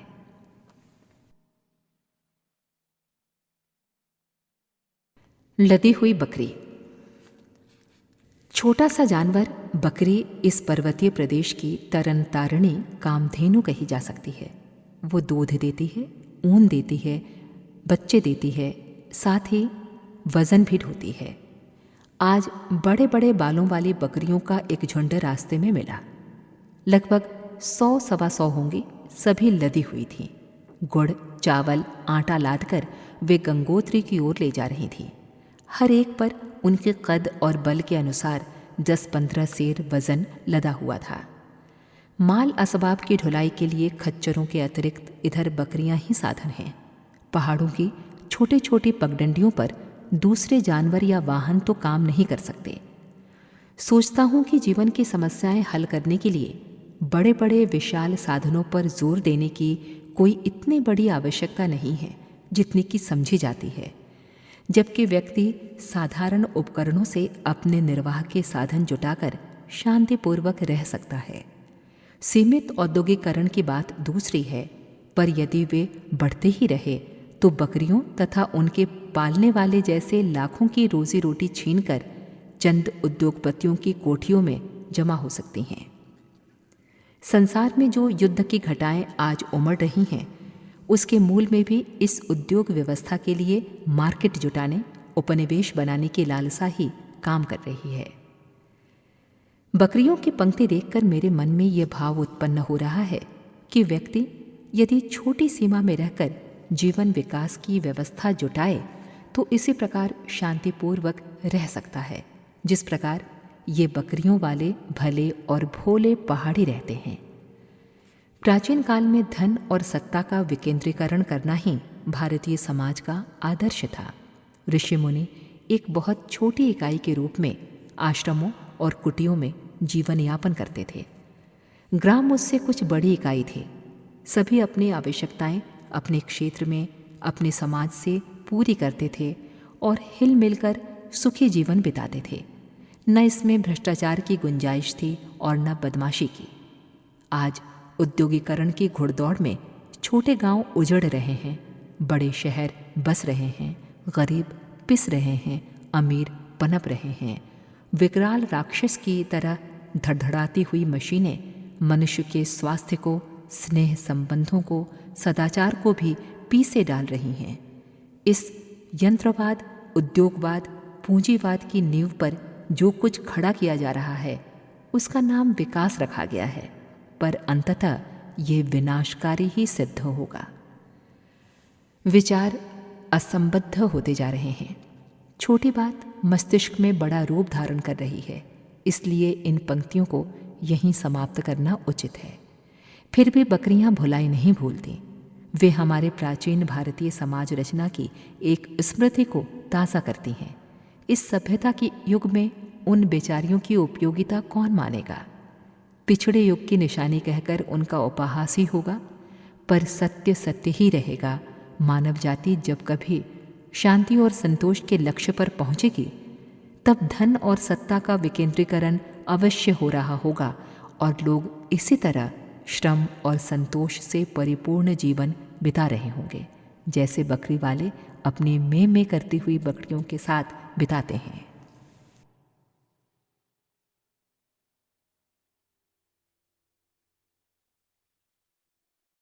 प्रकृति के रुद्राभिषेक। आज भोजवासा चट्टी पर आ पहुंचे। कल प्रातः गोमुख के लिए रवाना होना है। यहाँ यातायात नहीं है। उत्तरकाशी और गंगोत्री के रास्ते में यात्री मिलते हैं। चट्टियों पर ठहरने वालों की भीड़ भी मिलती है, पर वहाँ ऐसा कुछ नहीं है। आज कुल मिलाकर हम 6 यात्री हैं। भोजन अपना सभी साथ लाए हैं। यूँ कहने को तो भोजवासा की चट्टी है, यहाँ धर्मशाला भी है, पर नीचे की चट्टियों जैसी सुविधा यहाँ कहाँ है। सामने वाले पर्वत पर दृष्टि डाली तो ऐसा लगा मानो हिमगिरी स्वयं अपने हाथों भगवान शंकर के ऊपर जल का अभिषेक करता हुआ पूजा कर रहा हो। दृश्य बड़ा ही अलौकिक था।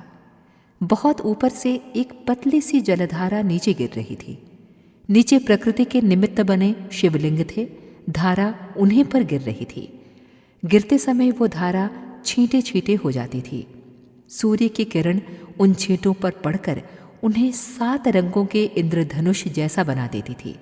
लगता था साक्षात शिव विराजमान हैं। उनके शीश पर आकाश से गंगा गिर रही है और देवता 7 रंगों से पुष्पों की वर्षा कर रहे हैं। दृश्य इतना मनमोहक था कि देखते देखते मन नहीं अघाता था। उस अलौकिक दृश्य को तब तक देखता ही रहा जब तक अंधेरे ने पटाक्षेप नहीं कर दिया। सौंदर्य आत्मा की प्यास है, पर वो कृत्रिमता की कीचड़ में उपलब्ध होना कहाँ संभव है। इन वन पर्वतों के चित्र बनाकर लोग अपने घरों में टांगते हैं और उसी में संतोष कर लेते हैं, पर प्रकृति की गोद में जो सौंदर्य का निर्झर बह रहा है, उसकी ओर कोई आंख उठाकर भी नहीं देखता। यहाँ इस सारे ही रास्ते में सौंदर्य बिखरा पड़ा था। हिमालय को सौंदर्य का सागर कहते हैं। उसमें स्नान करने से आत्मा में अंतः प्रदेश में एक सिहरत सी उठती है। जी करता है इस अनंत सौंदर्य राशि में अपने आप को क्यों ना खो दिया जाए। आज का दृश्य यूं प्रकृति का एक चमत्कार ही था, पर अपनी भावना उसमें एक दिव्य झांकी का आनंद लेती रही, मानो साक्षात शिव के ही दर्शन हुए हों। इस आनंद की अनुभूति में आज अंतःकरण गदगद होता जा रहा है। काश ऐसे रसास्वादन को एक अंश में लिख सकना मेरे लिए संभव हुआ होता, तो जो यहाँ नहीं हैं वे भी कितना सुख पाते और अपने भाग्य को सराहते। मील का पत्थर। आज फिर वही कठिनाई आ गई जो उत्तरकाशी से चलते हुए आरंभिक 2 दिनों में आई थी। भटवाड़ी चट्टी तक रास्ते को चौड़ा करने और सुधारने का काम चल रहा था, इसलिए मील के पत्थर उन 2 दिनों में नहीं मिले।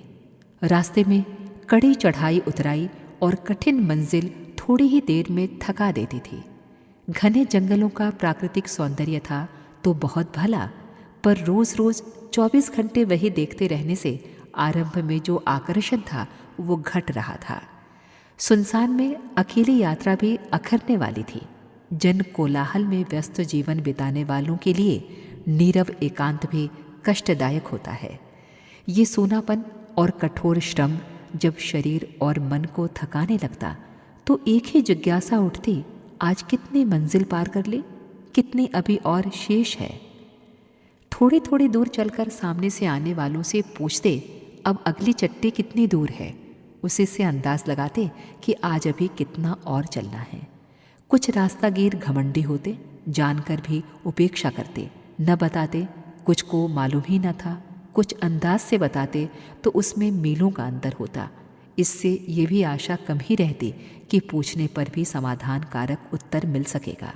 ये एक बड़ी कमी थी, ख़ास तौर से अकेले चलने वाले के लिए। 7-5 की हंसते बोलते हुए आसानी से मंजिल कट जाती है, पर अकेले के लिए काटना काफ़ी कठिन होता है। इस कठिनाई में मील के पत्थर कितना काम देते हैं, इसका अनुभव भटवारी चट्टी से लेकर गंगोत्री तक की यात्रा में किया। इस बीच में मील के पत्थर नहीं गढ़े थे, पर पहाड़ी की दीवार पर सफ़ेदी पोत कर लाल अक्षर से 25/6 इस प्रकार के संकेत जहाँ तहाँ लिख दिए गए थे। इसका अर्थ था धरासू से 25 मील 7 फरलांग आ गए। पिछली चट्टी पर कौन सा मील था, अगली चट्टी पर कौन सा मील पड़ेगा, ये जानकारी नक्शे के आधार पर थी। मंजिल का पता चलता रहता। इस सुनसान में ये फरलांग के अक्षर भी बड़े सहायक थे। इन्हीं के सहारे सारा रास्ता कटता था। एक फरलांग गुजरने पर दूसरे की आशा लगती और वो आ जाती तो संतोष होता कि इतनी सफलता मिली, अब इतना शेष रह गया। आज फिर गंगोत्री से गोमुख के रास्ते में मील फरलांग नहीं है तो फिर वैसी ही असुविधा हुई जैसी उत्तरकाशी से चलते समय आरंभिक 2 दिनों में हुई थी। यह गंगोत्री से गोमुख का 18 मील का रास्ता बड़ी मुश्किल से कटा। एक तो ये था भी बड़ा दुर्गम, फिर उस पर भी मील फरलांग जैसे साथी और मार्गदर्शकों का अभाव। आज ये पंक्तियां लिखते समय ये परेशानी कुछ ज़्यादा अखर रही है। सोचता हूँ मील का पत्थर अपने आप में कितना तुच्छ है। उसकी कीमत, योग्यता, सामर्थ्य, विद्या, बुद्धि सभी उपहासास्पद है, पर ये अपने एक निश्चित और नियत कर्तव्य को लेकर यथास्थान जम गया है। हटने की बात सोचता तक नहीं। उसे एक छोटी बात मालूम है, धरासू इतने मील इतने फरलांग है। बस केवल इतना सा ज्ञान लेकर ये जनसेवा के पथ पर अड़ गया है। उस पत्थर के टुकड़े की नगण्य और तुच्छ सी ये निष्ठा अंततः कितनी उपयोगी सिद्ध हो रही है। मुझ जैसे अगणित पथिक उससे मार्गदर्शन पाते हैं और अपनी परेशानी का समाधान करते हैं। जब ये ज़रा सा पत्थर का टुकड़ा मार्गदर्शन कर सकता है, जब मिट्टी का ज़रा सा 1-2 पैसे मूल्य का दीपक प्रकाश देकर रात्रि के खतरों से दूसरों की जीवन रक्षा कर सकता है, तो क्या सेवाभावी मनुष्य को इसलिए चुप ही बैठना चाहिए कि उसकी विद्या कम है, बुद्धि कम है, सामर्थ्य कम है या योग्यता कम है? कमी हर किसी में है, पर हम में से प्रत्येक अपने क्षेत्र के कम से कम जानकारों में, कम स्थिति के लोगों में बहुत कुछ कर सकते हैं।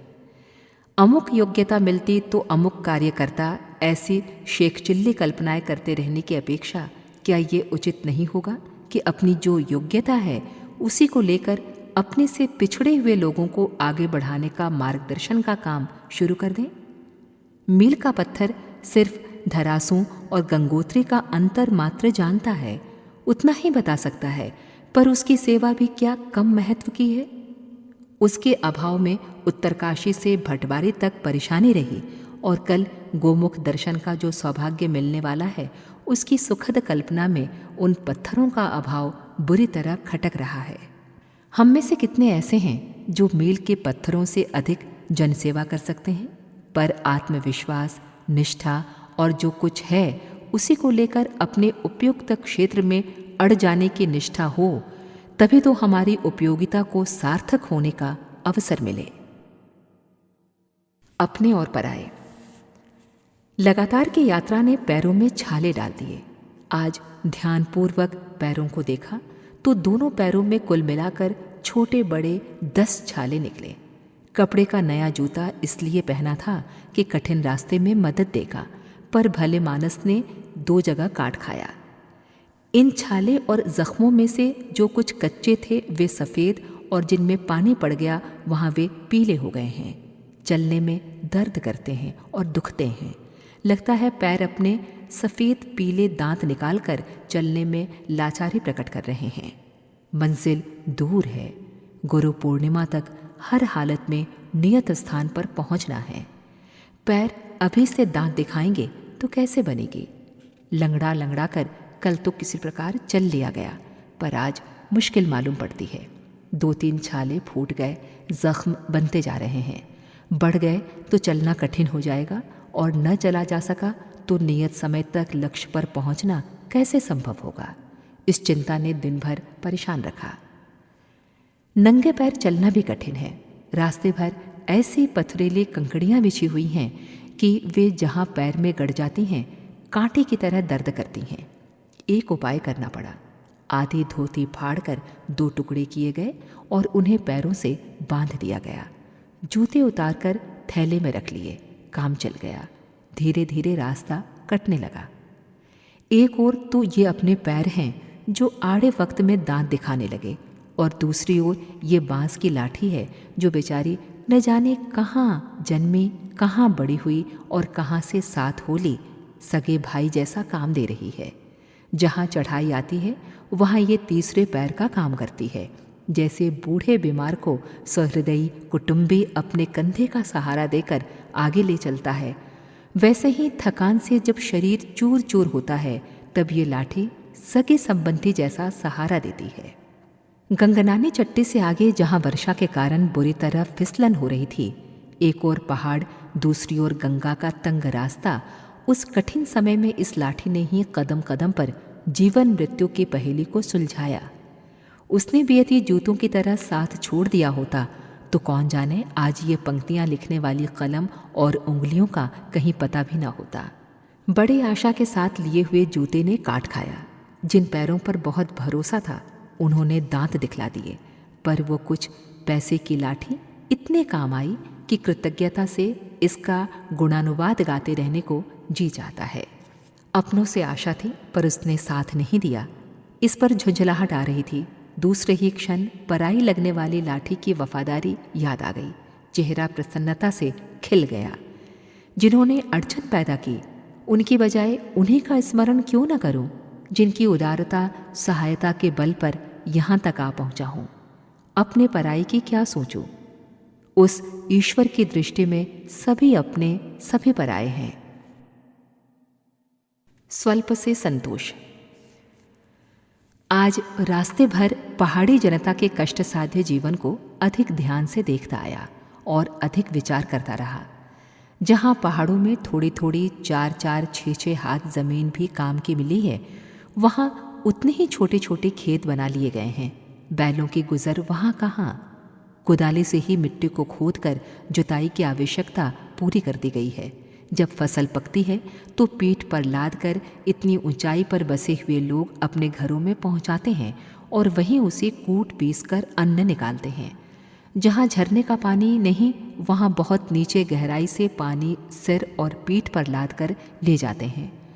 पुरुष तो जहाँ तहाँ देखते हैं सारा कृषि कार्य स्त्रियाँ ही करती हैं। ऊंचे पहाड़ों पर से घास और लकड़ी काट कर लाने का काम भी वे ही करती हैं। जितनी यात्रा करके हम थक जाते हैं उससे कहीं अधिक चढ़ने उतरने और चलने का काम इन्हें करना पड़ता है। कोई मनोरंजन के साधन नहीं। कहीं हाथ के कते ऊन के बने, कहीं सूती फटे टूटे कपड़ों से ढके थे, फिर भी बहुत प्रसन्न दिखते थे। खेतों पर काम करती हुई स्त्रियां मिलकर गीत गाती थीं। उनकी भाषा न समझने के कारण उन गीतों का अर्थ तो समझ में नहीं आता था, पर उल्लास संतोष जो उनमें से टपका पड़ता था उसे समझने में कुछ भी कठिनाई नहीं हुई। सोचता हूँ अपने नीचे के प्रांतों के लोगों के पास यहाँ के निवासियों की तुलना में धन, संपत्ति, शिक्षा, साधन, सुविधा, भोजन, मकान सभी कुछ अनेक गुणा अधिक है। उन्हें श्रम भी काफ़ी कम करना पड़ता है, फिर भी लोग अपने को दुखी और असंतुष्ट ही अनुभव करते हैं। हर घड़ी रोना रोते हैं। दूसरी ओर ये लोग हैं कि अत्यधिक कठिन जीवन बिताकर जो निर्वाह योग्य सामग्री प्राप्त हो जाती है उसी से काम चला लेते हैं और संतुष्ट रहकर शांति का जीवन व्यतीत करते हैं। ऐसा अंतर क्यों है? लगता है असंतोष एक प्रवृत्ति है जो साधनों से नहीं, तृष्णा से संबंधित है। साधनों से तृष्णा तृप्त नहीं होती, वरन सुरसा के मोह की तरह और अधिक बढ़ती है। यदि ऐसा न होता तो इस पहाड़ी जनता की अपेक्षा अनेक गुना सुख साधन रखने वाले असंतुष्ट क्यों रहते, और स्वल्प साधनों के होते हुए भी ये पहाड़ी लोग गाते बजाते हर्षोल्लास का जीवन क्यों बिताते? अधिक साधन यूं तो ठीक हैं, उनकी ज़रूरत भी है, पर वे जितने मिल सके उतने से प्रसन्न रहने का प्रयास क्यों न किया जाए? और क्यों अशांत और असंतुष्ट रहकर उपलब्ध ईश्वरीय उपहार का तिरस्कार किया जाए? सभ्यता की अंधी दौड़ में अधिक खर्च और अधिक असंतुष्ट रहने का जो रास्ता हमने अपनाया है वो सही नहीं है। इस तथ्य का प्रतिपादन पहाड़ी जनता करती है। भले ही वो इस विषय पर भाषण न दे सके, भले ही वो इस आदर्श पर निबंध न लिख सके। गर्जन तर्जन करती भैरो घाटी। आज भैरो घाटी पार की। तिब्बत से व्यापार करने के लिए तेलंग घाटी का रास्ता यहीं से है। हर्षिल के जाड़ और खंबा व्यापारी इसी रास्ते तिब्बत के लिए माल बेचने ले जाते हैं और बदले में उधर से ऊन आदि लाते हैं। चढ़ाई बहुत कड़ी होने के कारण थोड़ी दूर चलने पर ही सांस फूलने लगती थी और बार बार बैठने एवं सुस्ताने की आवश्यकता अनुभव होती थी। पहाड़ की चट्टान के नीचे बैठा सुस्ता रहा था। नीचे गंगा इतनी जोर से गर्जन कर रही थी जितनी रास्ते भर में अन्यत्र नहीं सुनी। पानी की छींटें उछलकर 30-40 फुट ऊंचे तक आ रहे थे। इतना गर्जन तर्जन, इतना जोश, इतना तीव्र प्रवाह यहाँ क्यों है, ये जानने की उत्सुकता बढ़ी और ध्यानपूर्वक नीचे झांक कर देखा। दूर दूर तक दृष्टि दौड़ाई। दिखाई दिया कि यहाँ गंगा दोनों ओर सटे पहाड़ों के बीच बहुत छोटी सी चौड़ाई में से होकर गुजरती है। चौड़ाई मुश्किल से 15-20 फुट होगी। इतनी बड़ी जलराशि इतनी तंग जगह से होकर गुजरे तो वहाँ प्रवाह की इतनी तीव्रता होनी ही चाहिए। फिर उसी मार्ग में कई चट्टानें पड़ी थीं जिनसे जलधारा तेजी से टकराती थी। उस टकराहट से ही घोर शब्द हो रहा था। इतनी ऊंची उछालें ईंटों के रूप में मार रहा था। गंगा के प्रचंड प्रवाह का दृश्य यहाँ देखते ही बनता था। सोचता हूँ कि सोरो आदि स्थानों में जहाँ मीलों की चौड़ाई गंगा की है, वहाँ जलधारा धीमे धीमे बहती है। वहाँ प्रवाह में न प्रचंडता होती है न तीव्रता, पर इस छोटी घाटी के तंग दायरे में होकर गुजरने के कारण जलधारा इतनी तीव्र गति से बही। मनुष्य का जीवन विभिन्न क्षेत्रों में बंटा रहता है। वो सुखी रहता है, उसमें कुछ विशेषता पैदा नहीं हो पाती।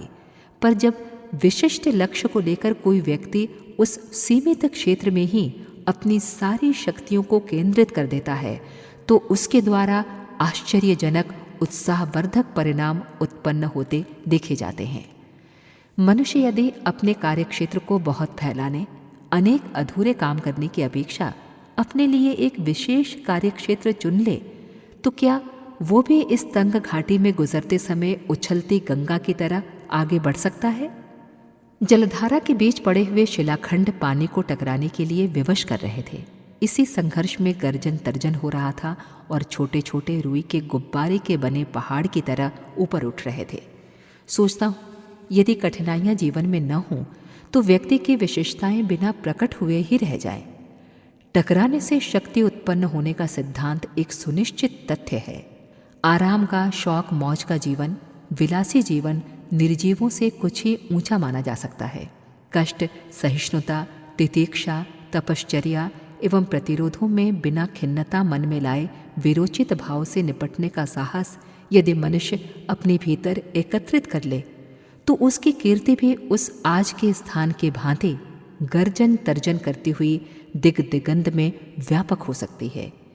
उसका विशेषता युक्त व्यक्तित्व छींटों के उड़ते हुए फव्वारे की तरह से दिखाई दे सकता है। गंगा डरती नहीं, न शिकायत करती है। ये तंगी में होकर गुजरती है। मार्ग रोकने वाले रोड़ों से घबराती नहीं, वरन उनसे टकराती हुई अपना रास्ता स्वयं बनाती है। काश हमारी अंतः चेतना भी ऐसे प्रबल वेग से परिपूर्ण हुई होती तो व्यक्तित्व के निखरने का कितना अमूल्य अवसर हाथ लगता। सीधे और टेढ़े पेड़।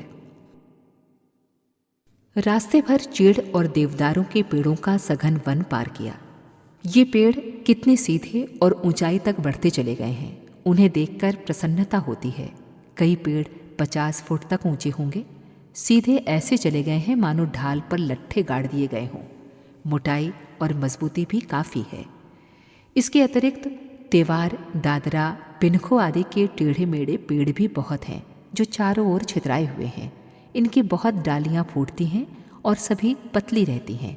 इनमें से कुछ को छोड़कर शेष ईंधन के काम आते हैं। ठेकेदार लोग इन्हें जलाकर कोयला भी बना ले जाते हैं। ये पेड़ जगह तो बहुत घेरते हैं पर उपयोग इनका साधारण होता है। चीड़ और देवदारू से जिस प्रकार इमारती और फर्नीचर का काम होता है वैसा इन टेढ़े तिरछे पेड़ों से बिल्कुल नहीं होता, इसलिए इनकी कोई पूछ भी नहीं करता। मूल्य भी इनका बहुत सस्ता होता है। देखता हूँ जो पेड़ लंबे गए हैं उनने इधर उधर शाखाएं नहीं फोड़ी हैं, ऊपर को एक ही दिशा में सीधे बढ़ते गए हैं, इधर उधर मुड़ना इन्होंने नहीं सीखा है। शक्ति को एक ही दिशा में लगाए रखने से ऊंचे उठते रहना स्वाभाविक है। चीड़ और देवदारू के पेड़ों ने यही नीति अपनाई है। वे अपनी इस नीति की सफलता की सर्वोन्नत मस्तक से घोषणा कर रहे हैं। दूसरी ओर टेढ़े तिरछे पेड़ हैं जिनका मन अस्थिर, चित्त चंचल रहा, एक ओर टिका नहीं, विभिन्न दिशाओं का स्वाद चखना चाहा और ये देखना चाहा कि देखें किस दिशा में ज़्यादा मज़ा है, किधर जल्दी सफलता मिलती है। इस चंचलता में उन्होंने अनेक दिशाओं में अपने को बांट लिया, अनेकानेक शाखाएं फोड़ लीं। छोटे छोटे टहनियों से उनका कलेवर फूल गया। वे प्रसन्न भी हुए कि हमारी शाखाएं हैं, इतना फैलाव फुलाव है। दिन बीत गए। बेचारी जड़ें सब शाखाओं को खूब विकसित होने के लायक रस कहाँ से जुटा पाती। प्रगति रुक गई, टहनियाँ छोटी और दुबली रह गईं। पेड़ और तना भी कमज़ोर रहा और ऊंचाई भी बढ़ नहीं सकी। अनेक भागों में विभक्त होने पर मजबूती तो रहती ही कहाँ से। बेचारे ये दादरा और पिनखू के पेड़ अपनी डालियां छितराए रहे, लेकिन समझदार व्यक्तियों को उनका मूल्य कुछ जचा नहीं। उन्हें कमज़ोर और बेकार माना गया। अनेक दिशाओं में फैलकर जल्दी से किसी न किसी दिशा में सफलता प्राप्त करने की उतावली में अंततः कुछ बुद्धिमता साबित न हुई। देवदारू का एक निष्ठ पेड़ मन ही मन इन टेढ़े तिरछे पेड़ों की चाल चपलता पर मुस्कराता हो तो आश्चर्य ही क्या है। हमारी वो चंचलता जिसके कारण एक लक्ष्य पर चीड़ की तरह सीधा बढ़ सकना संभव न हो सका, यदि विज्ञ व्यक्तियों की दृष्टि में हमारे ऊंचे रह जाने का कारण जचता हो तो इसमें अनुचित क्या है।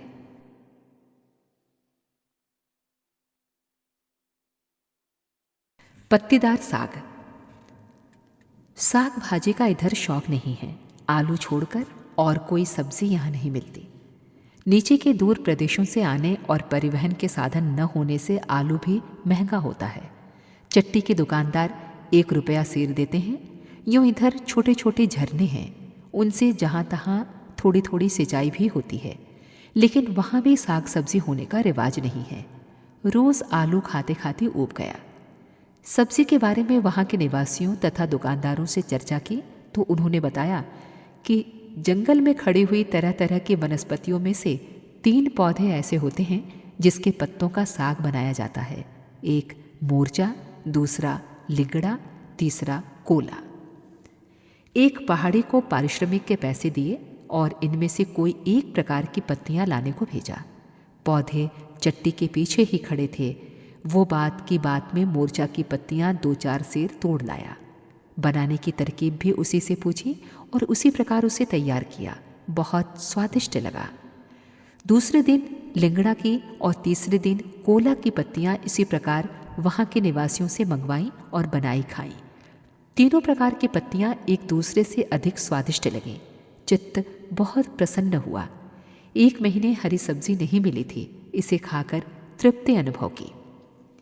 उधर से पहाड़ी निवासी रास्ते में तथा चट्टियों पर मिलते ही थे। उनसे जगह जगह मैंने चर्चा की कि इतने स्वादिष्ट पत्तीदार साग जब आपके यहाँ पैदा होते हैं तो उन्हें काम में क्यों नहीं लेते। पत्तीदार साग तो स्वास्थ्य की दृष्टि से भी बहुत लाभदायक होते हैं। उनमें से किसी ने न तो मेरी सलाह को स्वीकार किया और न ही उन सागों को स्वादिष्ट तथा लाभप्रद माना। उपेक्षा दिखलाकर बात समाप्त कर दी। सोचता हूँ इस संसार में किसी वस्तु का महत्व तभी समझ में आएगा जब उसकी उपयोगिता का पता हो। ये तीनों पत्तीदार साग मेरी दृष्टि में उपयोगी थे, इसलिए वे महत्वपूर्ण और बड़े स्वादिष्ट थे। इन पहाड़ियों ने इस उपयोगिता को न जाना था न माना था, इसलिए उनके समीप ये मुफ्त का साग मनो खड़ा था, पर उससे वे फायदा नहीं उठा पा रहे थे। किसी वस्तु या बात की उपयोगिता जाने और अनुभव किए बिना मनुष्य न तो उसकी ओर आकर्षित होता है और न ही उसका उपयोग करता है। इसलिए किसी वस्तु का महत्वपूर्ण होने से भी बढ़कर है उसकी उपयोगिता को जानना और उससे प्रभावित होना। हमारे समीप भी कितने ही ऐसे तथ्य हैं जिनकी उपयोगिता समझ ली जाए तो उनसे आशाजनक लाभ हो सकता है। ब्रह्मचर्य, व्यायाम, ब्रह्म मुहूर्त में उठना, संध्या वंदन, समय का सदुपयोग, सात्विक आहार, नियमित दिनचर्या, व्यसनों से बचना, मधुर भाषण, शिष्टाचार आदि अनेकों ऐसे तथ्य हैं जिनका उपयोग हमारे लिए अतीव लाभप्रद है और इनको व्यवहार में लाना भी कठिन नहीं है। फिर भी हम में से कितने ही इसकी उपेक्षा करते हैं, व्यर्थ समझते हैं और हृदयंगम करने पर होने वाले लाभों से वंचित रह जाते हैं। पहाड़ी लोग उपयोगिता न समझने के कारण ही अपने बिल्कुल समीप प्रचुर मात्रा में खड़े पत्तीदार सागों का फायदा नहीं उठा पा रहे थे। इसके लिए उनकी निंदा करना व्यर्थ है। हमारे समीप भी तो आत्मकल्याण के लिए अगणित उपयोगी तथ्य बिखरे पड़े हैं, पर हम ही कब इनको व्यवहार में लाते हैं और लाभ उठाते हैं। मूर्खता में कोई किसी से भी पीछे क्यों रहे। बादलों तक जा पहुंचे। आज प्रातःकाल से ही वर्षा होती रही। यूं तो पहाड़ों की चोटियों पर फिरते हुए बादल रोज ही देखते, पर आज तो वे बहुत ही नीचे उतर आए थे। जिस घाटी को पार किया गया वो भी समुद्र तल से 10,000 फुट की ऊंचाई पर थी। बादलों को अपने ऊपर आक्रमण करते, अपने को बादल चीर कर पार होते देखने का दृश्य मनोरंजक भी था और कौतूहलवर्धक भी। धुनी हुई रुई के बड़े पर्वत की तरह भाप से बने ये उड़ते हुए बादल निर्भय होकर अपने पास चले आते। घने कोहरे की तरह एक सफ़ेद अंधेरा अपने चारों ओर घिर आता। कपड़े में नमी आ जाती और शरीर गीला हो जाता। तब वर्षा होती तो पास में ही देखता कि किस प्रकार बादल गलकर पानी की बूंदों में परिणत होते जा रहे हैं। अपने घर गांव में जब हम बादलों को देखा करते थे तब वे बहुत ऊंचे होते थे। नानी कहा करती थी कि जहाँ बादल हैं वहीं देवताओं का लोक है। ये बादल देवताओं की सवारी हैं। इन्हीं पर चढ़कर वे इधर उधर घूमा करते हैं और जहाँ चाहते हैं पानी वर्षा देते हैं। बचपन में कल्पना किया करता था कि काश मुझे भी एक बादल चढ़ने को मिल जाता तो कैसा मज़ा आता। उस पर चढ़कर जहाँ चाहे घूमने निकल जाता। उन दिनों मेरी दृष्टि में बादल की कीमत बहुत थी, हवाई जहाज़ से भी अनेक गुणी ज़्यादा। जहाज़ चलाने को तो उसे खरीदना, चलाना, तेल जुटाना सभी कार्य बहुत ही कठिन है, पर बादल के बारे में तो कुछ करना ही न था। बैठे कि जहाँ चाहे चल दिए। आज बचपन की कल्पनाओं के समान बादलों पर बैठकर उड़े तो नहीं, पर उन्हें अपने साथ उड़ते तथा चलते देखा तो प्रसन्नता बहुत हुई। हम इतने ऊंचे चढ़े कि बादल हमारे पाँवों को छूने लगे। सोचता हूँ तो बड़े कठिन लक्ष्य जो बहुत ऊंचे और दूर मालूम पड़ते हैं मनुष्य इसी तरह प्राप्त कर लेता होगा। पर्वत चढ़ने की कोशिश की तो बादल के बराबर पहुँच गया। कर्तव्य कर्म का हिमालय भी इतना ही ऊंचा है। यदि हम उस पर चढ़ते चलें तो साधारण भूमिका में विचरण करने वाले शिष्णुदर परायण लोगों की अपेक्षा वैसे ही अधिक ऊंचे उठ सकते हैं जैसे कि निरंतर चढ़ते चढ़ते 10,000 फुट की ऊंचाई पर आ गए। बादलों को छूना कठिन है, पर पर्वत के उच्च शिखर के तो वो समीप ही होता है। कर्तव्य परायणता की ऊंची मात्रा हमें बादलों जितना ऊंचा उठा सकती है, और जिन बादलों तक पहुंचना कठिन लगता है वे स्वयं ही खींचते हुए हमारे पास चले आते हैं। ऊंचा उठाने की प्रवृत्ति हमें बादलों तक पहुंचा देती है, हमारे समीप तक स्वयं उड़कर आने के लिए विवश कर देती है।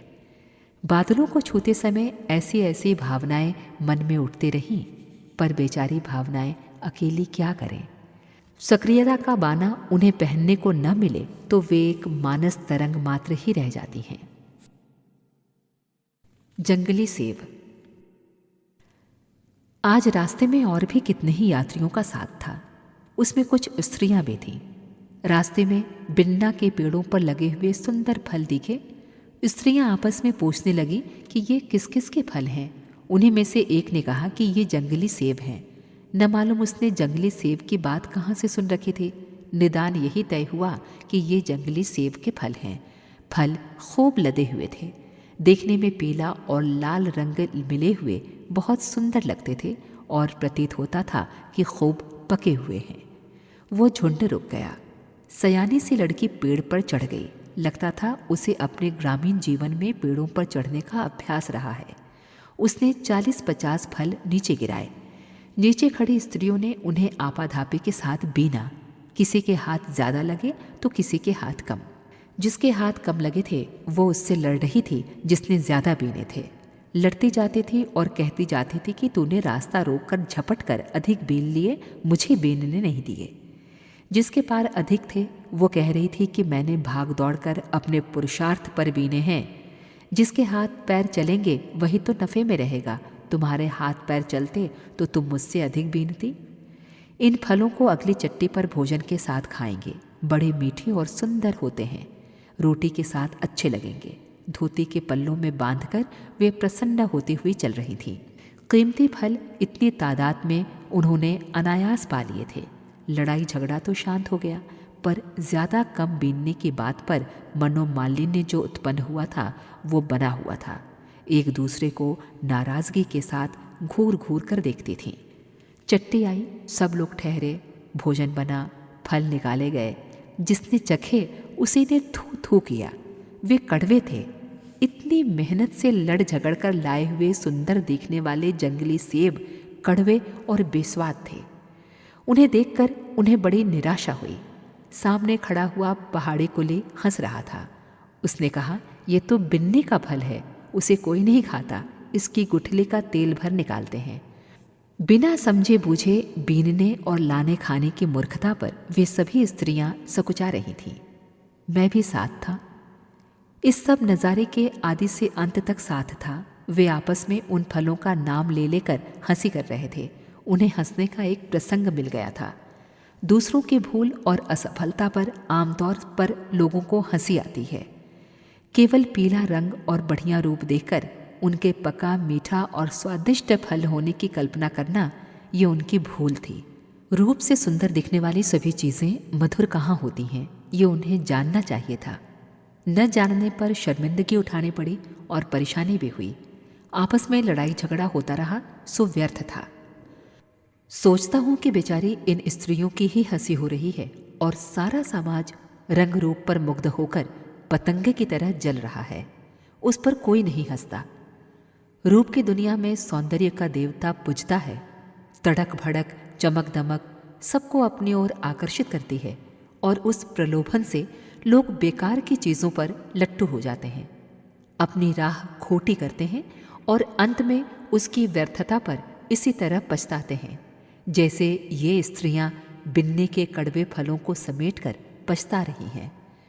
रूप पर मरने वाले यदि अपनी भूल समझें तो उन्हें गुणों का पारखी बनना चाहिए, पर यह तो तभी संभव है जब रूप के आकर्षण में अपनी विवेक बुद्धि को नष्ट होने से बचा सकें। बिन्नी के फल किसी ने नहीं खाए, वे फेंकने पड़े। खाने योग्य वे थे भी नहीं। धन दौलत, रूप यौवन, राग रंग, विषय वासना, मौज मज़ा जैसी अगणित चीज़ें ऐसी हैं जिन्हें देखते ही मन मचलता है, किंतु दुनिया में चमकीली दिखने वाली चीज़ों में से अधिकांश ऐसी होती हैं जिन्हें पाकर पछताना और अंत में उन्हें आज के जंगली सेबों की तरह फेंकना पड़ता है।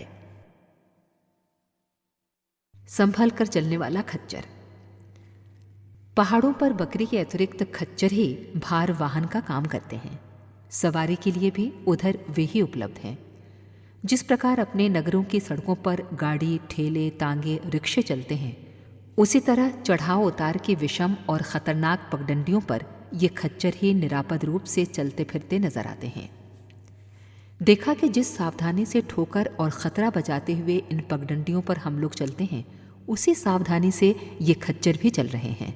हमारे सिर की बनावट ऐसी है कि पैरों के नीचे की जमीन की ओर देखते हुए ठोकरों को बचाते हुए आसानी से चल सकते हैं, पर खच्चर के बारे में ऐसी बात नहीं है।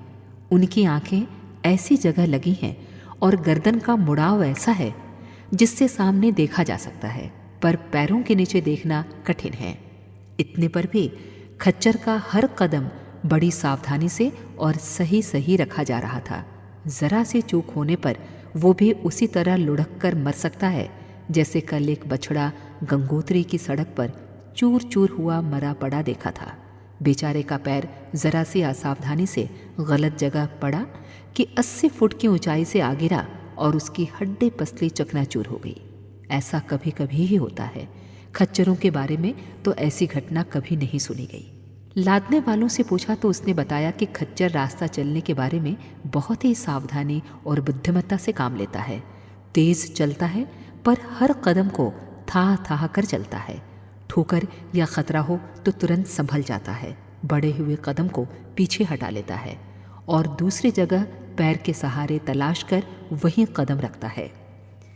चलने में उसका ध्यान अपने पैरों की जमीन की स्थिति के संतुलन में ही लगा रहता है। यदि वो ऐसा न कर सका होता तो इस विषम भूमि में उसकी कुछ उपयोगिता ही न होती। खच्चर की बुद्धिमत्ता प्रशंसनीय है।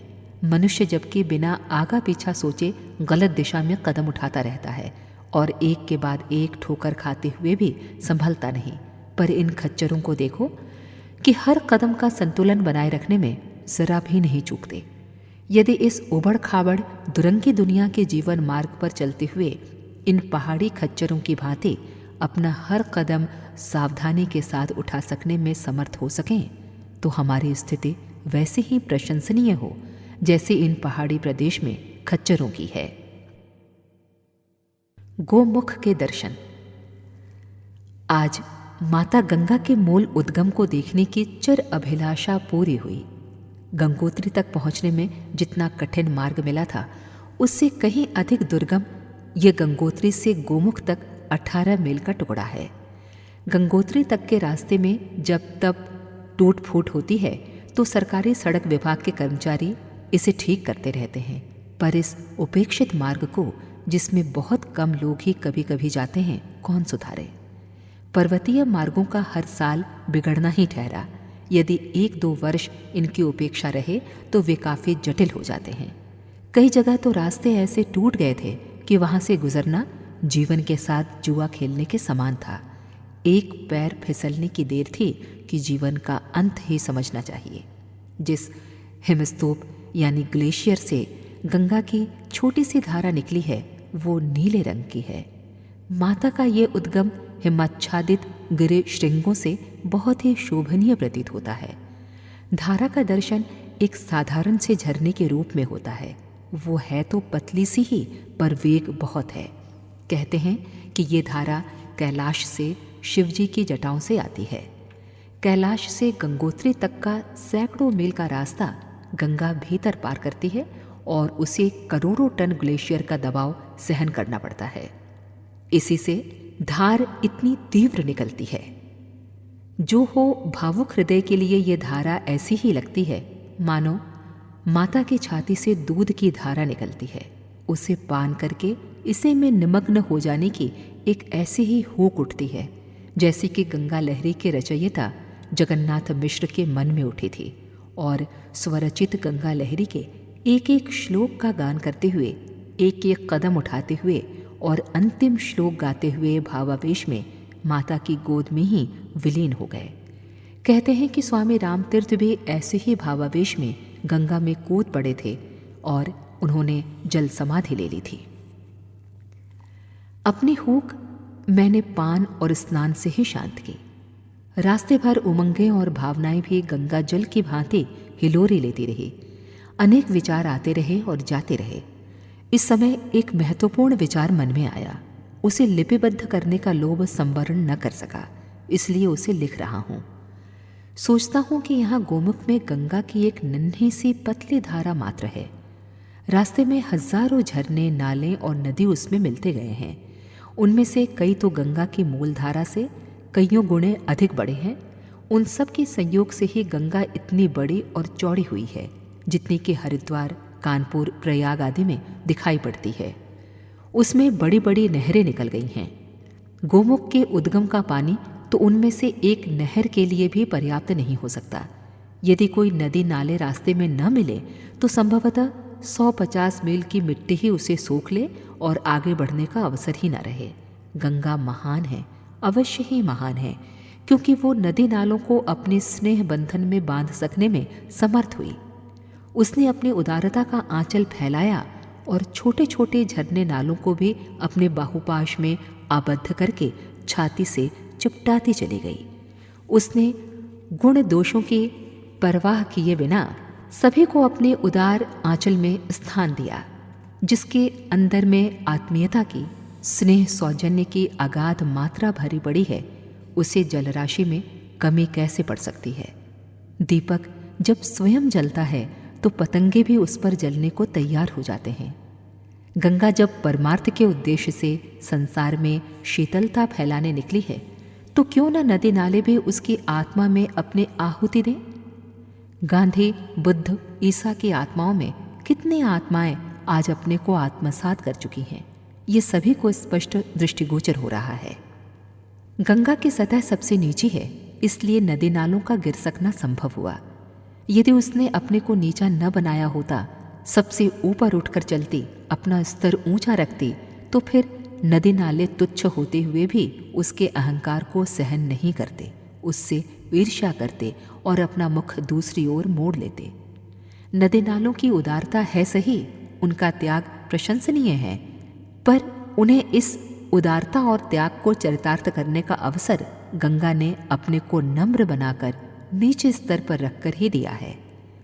अन्य अनेक महत्ताएं गंगा की हैं, पर ये एक महत्ता ही उसकी इतनी बड़ी है कि जितना भी अभिनंदन किया जाए कम है। नद नदों ने, झरने और सरस्रोतों ने भी अपना अलग अस्तित्व कायम न रखने की, अपनी व्यक्तिगत महत्वाकांक्षाओं और कीर्ति स्थापित करने की लालसा को दमन करने की दूरदर्शिता की है। वे भी सर्वथा अभिनंदनीय हैं। उन्होंने अपने को खोकर गंगा की क्षमता, महत्ता और कीर्ति बढ़ाई।